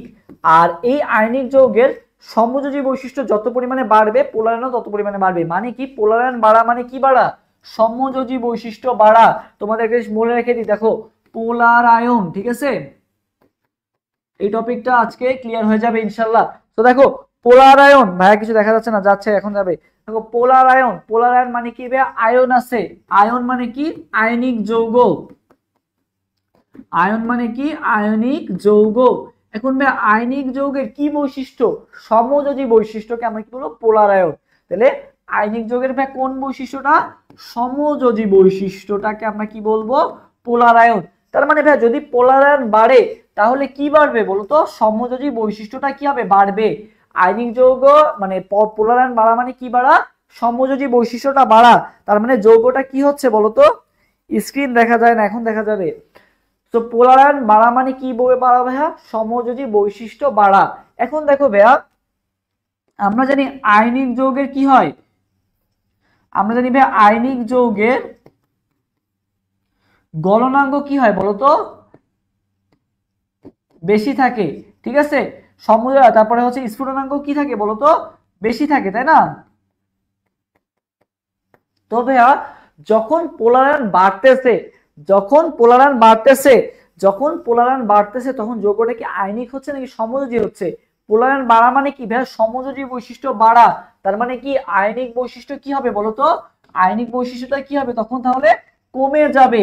তাহলে আয়নিক বৈশিষ্ট্য কি হলে কি হয়? গলনাঙ্ক স্ফুটনাঙ্ক কি হয়? বাড়ে না। তাহলে যেহেতু আমার সমযোজী বৈশিষ্ট্যটা বাড়তেছে তার মানে গলনাঙ্ক আর স্ফুটনাঙ্ক কি হয়ে যাবে বলতো? কমে যাবে। গলনাঙ্ক স্ফুটনাঙ্কটা কি হয়ে যাবে বলতো? কমে যাবে, ঠিক আছে। তার মানে কি বললাম? পোলার আয়ন বাড়া মানে কি বাড়া? সমযোজী বৈশিষ্ট্য বাড়া। আর সমযোজী বৈশিষ্ট্যের কি হয়? গলনাঙ্ক স্ফুটনাঙ্ক তো আয়নিকের থেকে কম হয়। তাহলে এই দেখো গলনাঙ্ক কমে যাবে, স্ফুটনাঙ্ক কি হয়ে যাবে বলতো? কমে যাবে। দ্রাব্যতা কি হবে ভাইয়া বলতো? দেখি একটু কমেন্ট করে জানাও তো। দ্রাব্যতা কি হবে? পোলার আয়ন বাড়লে দ্রাব্যতা কি বাড়বে নাকি কমবে বলতো? এই কোশ্চেনটা খুবই খুবই আসে। পোলার আয়ন বাড়লে দ্রাব্যতা কি হবে বলতো? বাড়বে নাকি কমবে? পোলার আয়ন বাড়লে দ্রাব্যতা কি হবে বলতো? বাড়বে নাকি কমবে? পোলার আয়ন বাড়লে, পোলার আয়ন বাড়লে কি হবে? দ্রাব্যতা কি বাড়বে নাকি কমবে বলতো দেখি? দ্রাব্যতা, পোলার আয়ন বাড়লে দ্রাব্যতা কি হবে? বাড়বে নাকি কমবে বলো?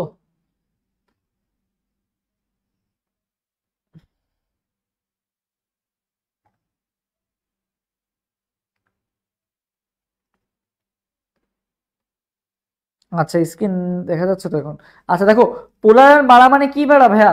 সমযোজী বৈশিষ্ট্য বাড়া না? আর সমযোজী বৈশিষ্ট্যের দ্রাব্যতা বেশি হয় নাকি আয়নিক যৌগের দ্রাব্যতা বেশি হয়? সমযোজী যৌগের থেকে কি আয়নিক যৌগের দ্রাব্যতা বেশি না? তার মানে তোমার পোলার আয়ন বাড়তেছে, তার মানে কি হচ্ছে? সমযোজী বৈশিষ্ট্য বাড়তেছে, তার মানে দ্রাব্যতা কি হচ্ছে? কমতেছে।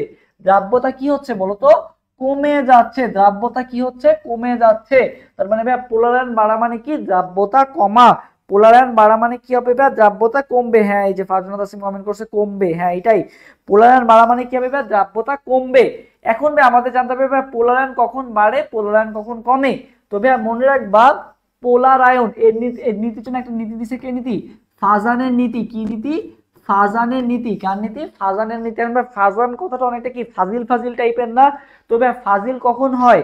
ক্যাটায়ন নাকি অ্যানায়ন? ফাজিলকে খারাপ জিনিস, ফাজিলামি কি একটা খারাপ জিনিস না? তার মানে কি অ্যানায়নকে বোঝানো হয়, ঠিক আছে। তার মানে ফাজানের নীতিতে মনে পাবে অ্যানায়নের আকার যত বড় হবে এবং ক্যাটায়নের আকার মানে পজিটিভিটি যত কম হবে ততই কি হবে? আমার পোলার আয়ন কি হবে? বাড়বে, ঠিক আছে। এই জিনিসটা সবাই ক্লিয়ার হয়েছে? একটু কমেন্ট করো ক্লিয়ার যদি ক্লিয়ার হয়ে থাকে। তো পোলার আয়ন বাড়ার শর্ত কি? অ্যানায়নের আকার মানে ফাজানের নীতি, যেহেতু ফাজান মানে কি ফাজিল টাইপের, তার মানে নেগেটিভিটিটা কি হইতে হবে? বেশি হইতে হবে, ঠিক আছে। তার মানে অ্যানায়নের আকার বড় হইতে হবে। আর পজিটিভ মানে কি? ক্যাটায়ন, ঠিক আছে। ক্যাটায়নের আকার কি হইতে হবে? ছোট হইতে হবে। তাহলেই কি হবে?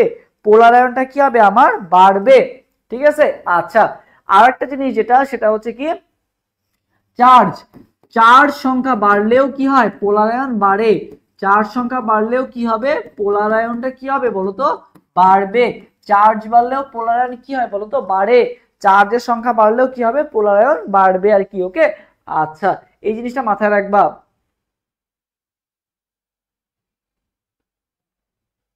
আচ্ছা এরপরে আসি।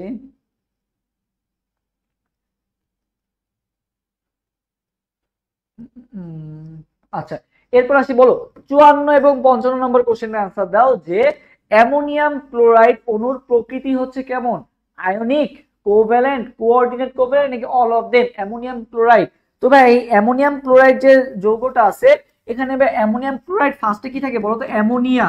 অ্যামোনিয়া থেকে হইছে কি অ্যামোনিয়াম, এই অ্যামোনিয়ামের সাথে যখন ক্লোরাইড তৈরি হয়েছে তখন কি হয়েছে, অ্যামোনিয়াম ক্লোরাইডের গঠন হয়েছে আর কি। তবে অ্যামোনিয়া যেটা আছে, অ্যামোনিয়াতে আমার কি বন্ধন আছে বলতো, অ্যামোনিয়াতে নাইট্রোজেন এবং হাইড্রোজেন দুইটা মিলে কি বন্ধন গঠন করছে, সমযোজী বন্ধন। এই অ্যামোনিয়া থেকে যখন অ্যামোনিয়াম তৈরি হয়েছে তখন যে বন্ধনটা হয়েছে সেটা কি, সন্নিবেশ সমযোজী বন্ধন। এখন এই প্লাস আর এখানে মাইনাস এই দুইটার মধ্যে অ্যাট্রাকশনের ফলে যে বন্ধনটা হয়েছে সেটা কি, আয়নিক বন্ধন। তার মানে এখানে আয়নিক আছে, কোভ্যালেন্ট মানে হচ্ছে সমযোজীটাও আছে, এবং কোঅর্ডিনেট কোভ্যালেন্ট মানে হচ্ছে সন্নিবেশ সমযোজীটাও আছে কার মধ্যে, অ্যামোনিয়ামের মধ্যে। তাহলে এখানে অল অফ দেম। তাহলে 54 এর आंसर কোনটা হবে, 54 এর आंसर হবে ভাইয়া, হ্যাঁ 55 এর आंसर দিচ্ছ, আচ্ছা 54 এর आंसर কোনটা হবে, ডি নাম্বারটা হবে, ঠিক আছে 54 এর आंसर হবে ডি নাম্বারটা, হ্যাঁ অল অফ দেম। 55 নম্বরে আসি, বরফে যে বন্ধন আছে তা হলো কি বন্ধন, ভাইয়া বরফ মানে কি, মেইনলি পানি বুঝায়। তো ভাই পানির মধ্যে আমরা জানি কি আছে, হাইড্রোজেন বন্ধন আছে, পানির মধ্যে তো হাইড্রোজেন বন্ধন আছে, এটা আমরা সবাই জানি, ঠিক আছে। সন্নিবেশ বন্ধন এবং সমযোজী বন্ধন। পানির মধ্যে কি বন্ধন আছে বলো, বরফের মধ্যে যে বন্ধন আছে কোনটা, আচ্ছা 54 ঘ, আচ্ছা হ্যাঁ বাকিরাও দেখি জানো, দেখি 54 কি হবে, ঘ হবে নাকি গ হবে বলো তো, 54 কি ঘ নাকি গ?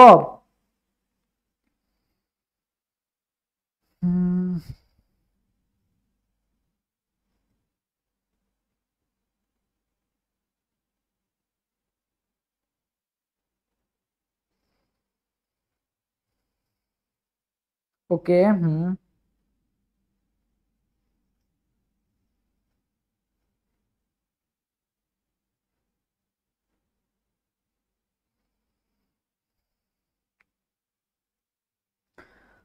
ও 54 ঘ, 55 সি, আচ্ছা 55, আচ্ছা দেখো হ্যাঁ 54 ঘ বলছো, আচ্ছা ঠিক আছে হ্যাঁ ওকে। দেখো 55 এখানে আমরা সমযোজী বন্ধনও আছে, হাইড্রোজেন বন্ধন আছে, বাট সন্নিবেশ সমযোজী বন্ধন কিন্তু বরফের মধ্যে নাই। তাহলে অ্যান্সার কোনটা হবে, 1 আর 3 হবে, অ্যান্সার কোনটা হবে 1 আর 3, ওকে। আচ্ছা এরপরে আমরা দেখো, এরপর আসি বেনজিনে কয়টা পাই বন্ধন বিদ্যমান, এটা একটু অ্যান্সার দাও তো, বেনজিনে কয়টা পাই বন্ধন বিদ্যমান, 6টা 12টা, এটা অ্যান্সার দাও তো, বেনজিনে কয়টা বন্ধন বিদ্যমান, কয়টা হচ্ছে তোমার পাই বন্ধন বিদ্যমান বেনজিনে, বেনজিনে তোমার কয়টা পাই বন্ধন বিদ্যমান?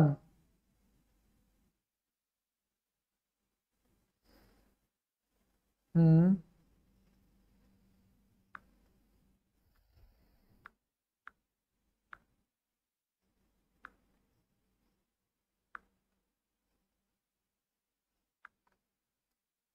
হ্যাঁ হাইড্রোজেন বন্ড হবে, সমযোজী বন্ধন হবে, ওকে। আচ্ছা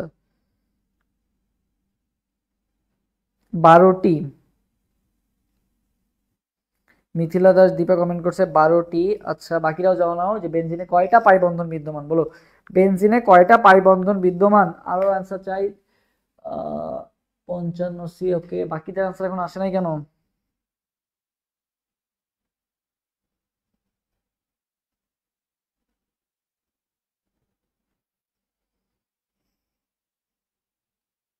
আচ্ছা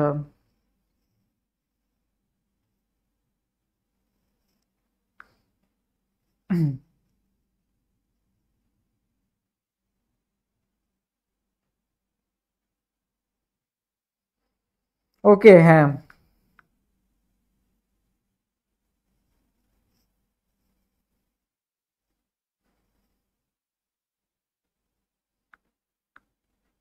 62 গ, 6, 62 গ 6টি, 62 ডি। আচ্ছা 62তে তোমরা একজন বলছে এ বলছে, একজন সি বলছে, একজন ডি বলছে, এরকম সহজ একটা এমসিকিউ নিয়ে তোমরা এত কনফিউজড কেন বলো, এত কনফিউশনে কেন বলো? দেখো বেনজিনের স্ট্রাকচার তো তোমরা জানো ভাই, এই যে এটা হচ্ছে বেনজিনের স্ট্রাকচার, এই যে এটা, এই যে তুমি এখানে পাই বন্ধন কয়টা দেখতে পাচ্ছ, এই একটা পাই বন্ধন, এই একটা পাই বন্ধন, এই একটা পাই বন্ধন, তাই না? তিনটা পাই বন্ধন দেখতে পাচ্ছ, তাহলে পাই বন্ধন কয়টা বিদ্যমান? তিনটা। যদি বলতে পারে কয়টা পাই ইলেকট্রন আছে, তাহলে বলতে 6টা। ঠিক আছে, পাই ইলেকট্রন, একটা পাই বন্ধনে 2টা করে ইলেকট্রন থাকে, তাহলে পাই ইলেকট্রন বললে বলতে 6টা। আর যদি বলে পাই বন্ধন কয়টা, তাহলে বলবা 3টা। এটা তো কনফিউশনে কি আছে বলো। এরপরে কোনটি পারক্লোরিক অ্যাসিডের সংকেত? কোনটি পারক্লোরিক অ্যাসিডের সংকেত? পারক্লোরিক অ্যাসিডের সংকেত কোনটা বলো? পারক্লোরিক অ্যাসিডের সংকেত। হ্যাঁ, এবার ঠিক আছে। হ্যাঁ, তো পারক্লোরিক অ্যাসিডের সঙ্গে কোনটা? পারক্লোরিক। পার মনে রাখবা ভাইয়া 4। পার মানে কি মনে রাখবা ভাইয়া? 4 মনে রাখবা। মানে ক্লোরিন অক্সিজেনের সঙ্গে কয়টা হবে ভাইয়া? 4টা হবে। দেখো এখানে অক্সিজেন 2টা, এখানে 3টা, এখানে একটা, এখানে কয়টা আছে? 4টা আছে। তাহলে ভাইয়া পারক্লোরিক অ্যাসিডের ক্ষেত্রে তোমার হচ্ছে কয়টা অক্সিজেন থাকবে ভাইয়া? 4টা অক্সিজেন থাকবে। পারক্লোরিক অ্যাসিডের ক্ষেত্রে ভাইয়া কয়টা অক্সিজেন থাকবে? 4টা অক্সিজেন থাকবে আর কি। ওকে, আচ্ছা। এখন আমরা একটু আমাদের একটু দেখাই।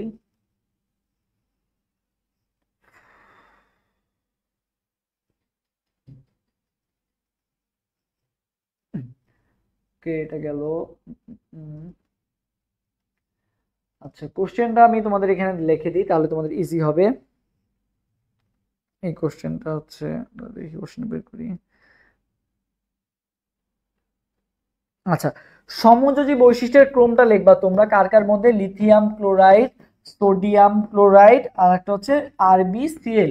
এই তিনটা যদি আমি তোমার সমযোজী বৈশিষ্ট্যের ক্রম, ঠিক আছে, সমযোজী বৈশিষ্ট্যের ক্রম যদি ওয়াইজ লিখি, তাহলে কার সমযোজী বৈশিষ্ট্য সবচেয়ে বেশি হবে? একটু কমেন্ট করে জানাও তো। লিথিয়াম ক্লোরাইড, সোডিয়াম ক্লোরাইড এবং আরবিসিএল কার সমযোজী বৈশিষ্ট্য বেশি হবে বলো তো, একটু কমেন্ট করে জানাও তো। যে লিথিয়াম ক্লোরাইড, সোডিয়াম ক্লোরাইড আর রুবিডিয়াম ক্লোরাইড, এগুলোর মধ্যে ভাইয়া কোনটা সমযোজী বৈশিষ্ট্য সবচেয়ে বেশি হবে?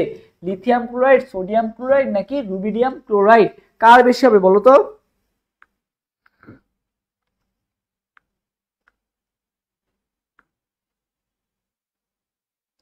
আচ্ছা, এটার আনসার দাও। লিথিয়াম ক্লোরাইড, সোডিয়াম ক্লোরাইড নাকি রুবিডিয়াম ক্লোরাইড, কার বেশি হবে?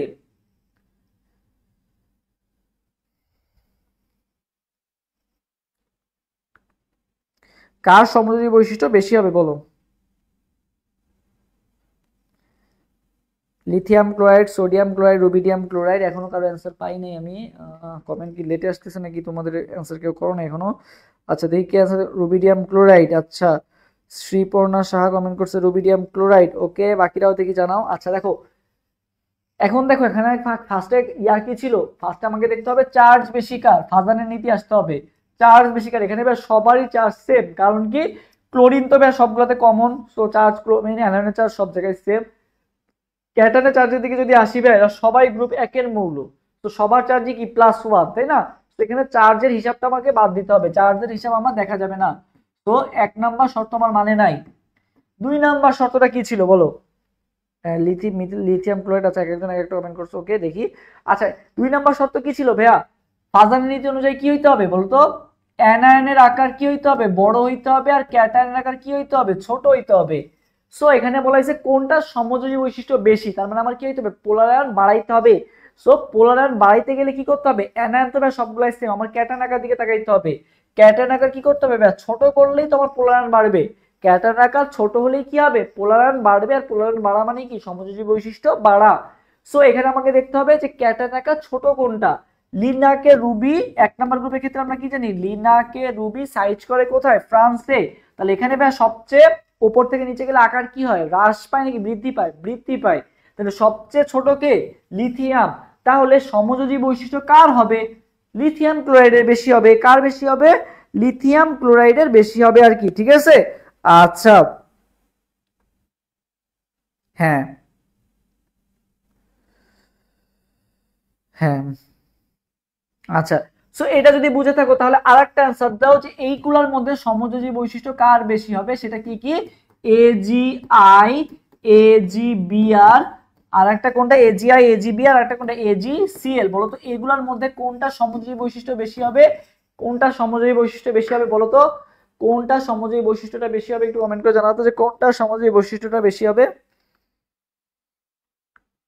এজিআই, এজিবিআর, এজিসিএল, কোনটার বেশি হবে বলো?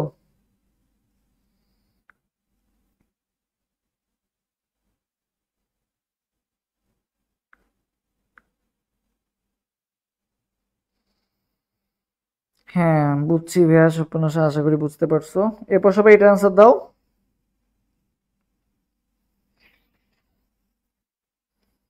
এজিআই, আচ্ছা বলো। এজিবিআর, আচ্ছা দেখো, আচ্ছা আমি তোমাকে একটু লিখে দিই, ফ্লোরিন, ক্লোরিন, ব্রোমিন, আয়োডিন, ঠিক আছে। আচ্ছা, সো এখন দেখো আমরা সমযোজী বৈশিষ্ট্য কখন বাড়বে, যখন আমার কি হবে, পোলার আয়ন কি হবে, বাড়বে, ঠিক আছে। এখন পোলার আয়ন কখন বাড়ে, এখানে দেখো সবগুলোর ক্ষেত্রে ক্যাটায়ন কি সেম, সবগুলোর ক্ষেত্রে কি আছে, ক্যাটায়ন সেম আছে, তার মানে ক্যাটায়ন আকারের দিকে তাকায় আমার লাভ নাই, আমার দেখতে হবে অ্যানায়ন। তবে আমার পোলার আয়ন বাড়ার জন্য অ্যানায়ন আকার কি হইতে হয় বলো তো, পোলার আয়ন বাড়ার জন্য অ্যানায়ন আকার কি হইতে হয়, বড় হইতে হয়। সো এই যে আয়োডিন, ব্রোমিন এবং ক্লোরিনের মধ্যে সবচেয়ে বড় আকার কার, সবচেয়ে বড় আকার ভার আয়োডিনের, সবচেয়ে বড় আকার কার, আয়োডিনের। তাহলে ভাই কোনটা হবে, এজিআই হবে। তাহলে ভাই কোনটা হবে, এজিআই হবে। সমযোজী বৈশিষ্ট্য বৃদ্ধির ক্রম কার, এগুলার। যদি ভাই তোমাকে বলতে ভাই গলনাঙ্ক কার বেশি, গলনাঙ্ক কার বেশি, গলনাঙ্ক বাড়া মানে কি, যার সমযোজী বৈশিষ্ট্য কি হবে, কম হবে আর কি। গলনাঙ্ক বৈশিষ্ট্য যদি বলতে হবে গলনাঙ্ক কার বেশি, যদি বলতে হবে গলনাঙ্ক কার বেশি, গলনাঙ্ক কখন বাড়ে, যখন সমযোজী বৈশিষ্ট্য কি হবে, কমবে, যখন সমযোজী বৈশিষ্ট্য কি হবে, কমবে। আর সমযোজী বৈশিষ্ট্য কমা মানে কি ভাইয়া, পোলার আয়ন কমা, তাই না। তো পোলার আয়ন কমার ক্ষেত্রে তোমাকে দেখতে হবে কি, পোলার আয়ন কমার ক্ষেত্রে দেখতে হবে ক্যাটায়ন আকার ছোট কোথায়, পোলার আয়ন কমবে কখন, যখন ক্যাটায়ন আকার ছোট হবে। তাহলে ভাই ক্যাটায়ন আকার ছোট কার, এই যে ক্লোরিনের ছোট, তাহলে ভাইয়া বেশি দ্রবণীয়কে বা গলনাঙ্ক বেশি কার বা স্ফুটনাঙ্ক বেশি কার, এজিসিএল এর স্ফুটনাঙ্ক আবার কি হবে বলতো, বেশি হবে। এই পর্যন্ত কি সবাই বুঝতে পারছো কেন এটার বেশি হবে?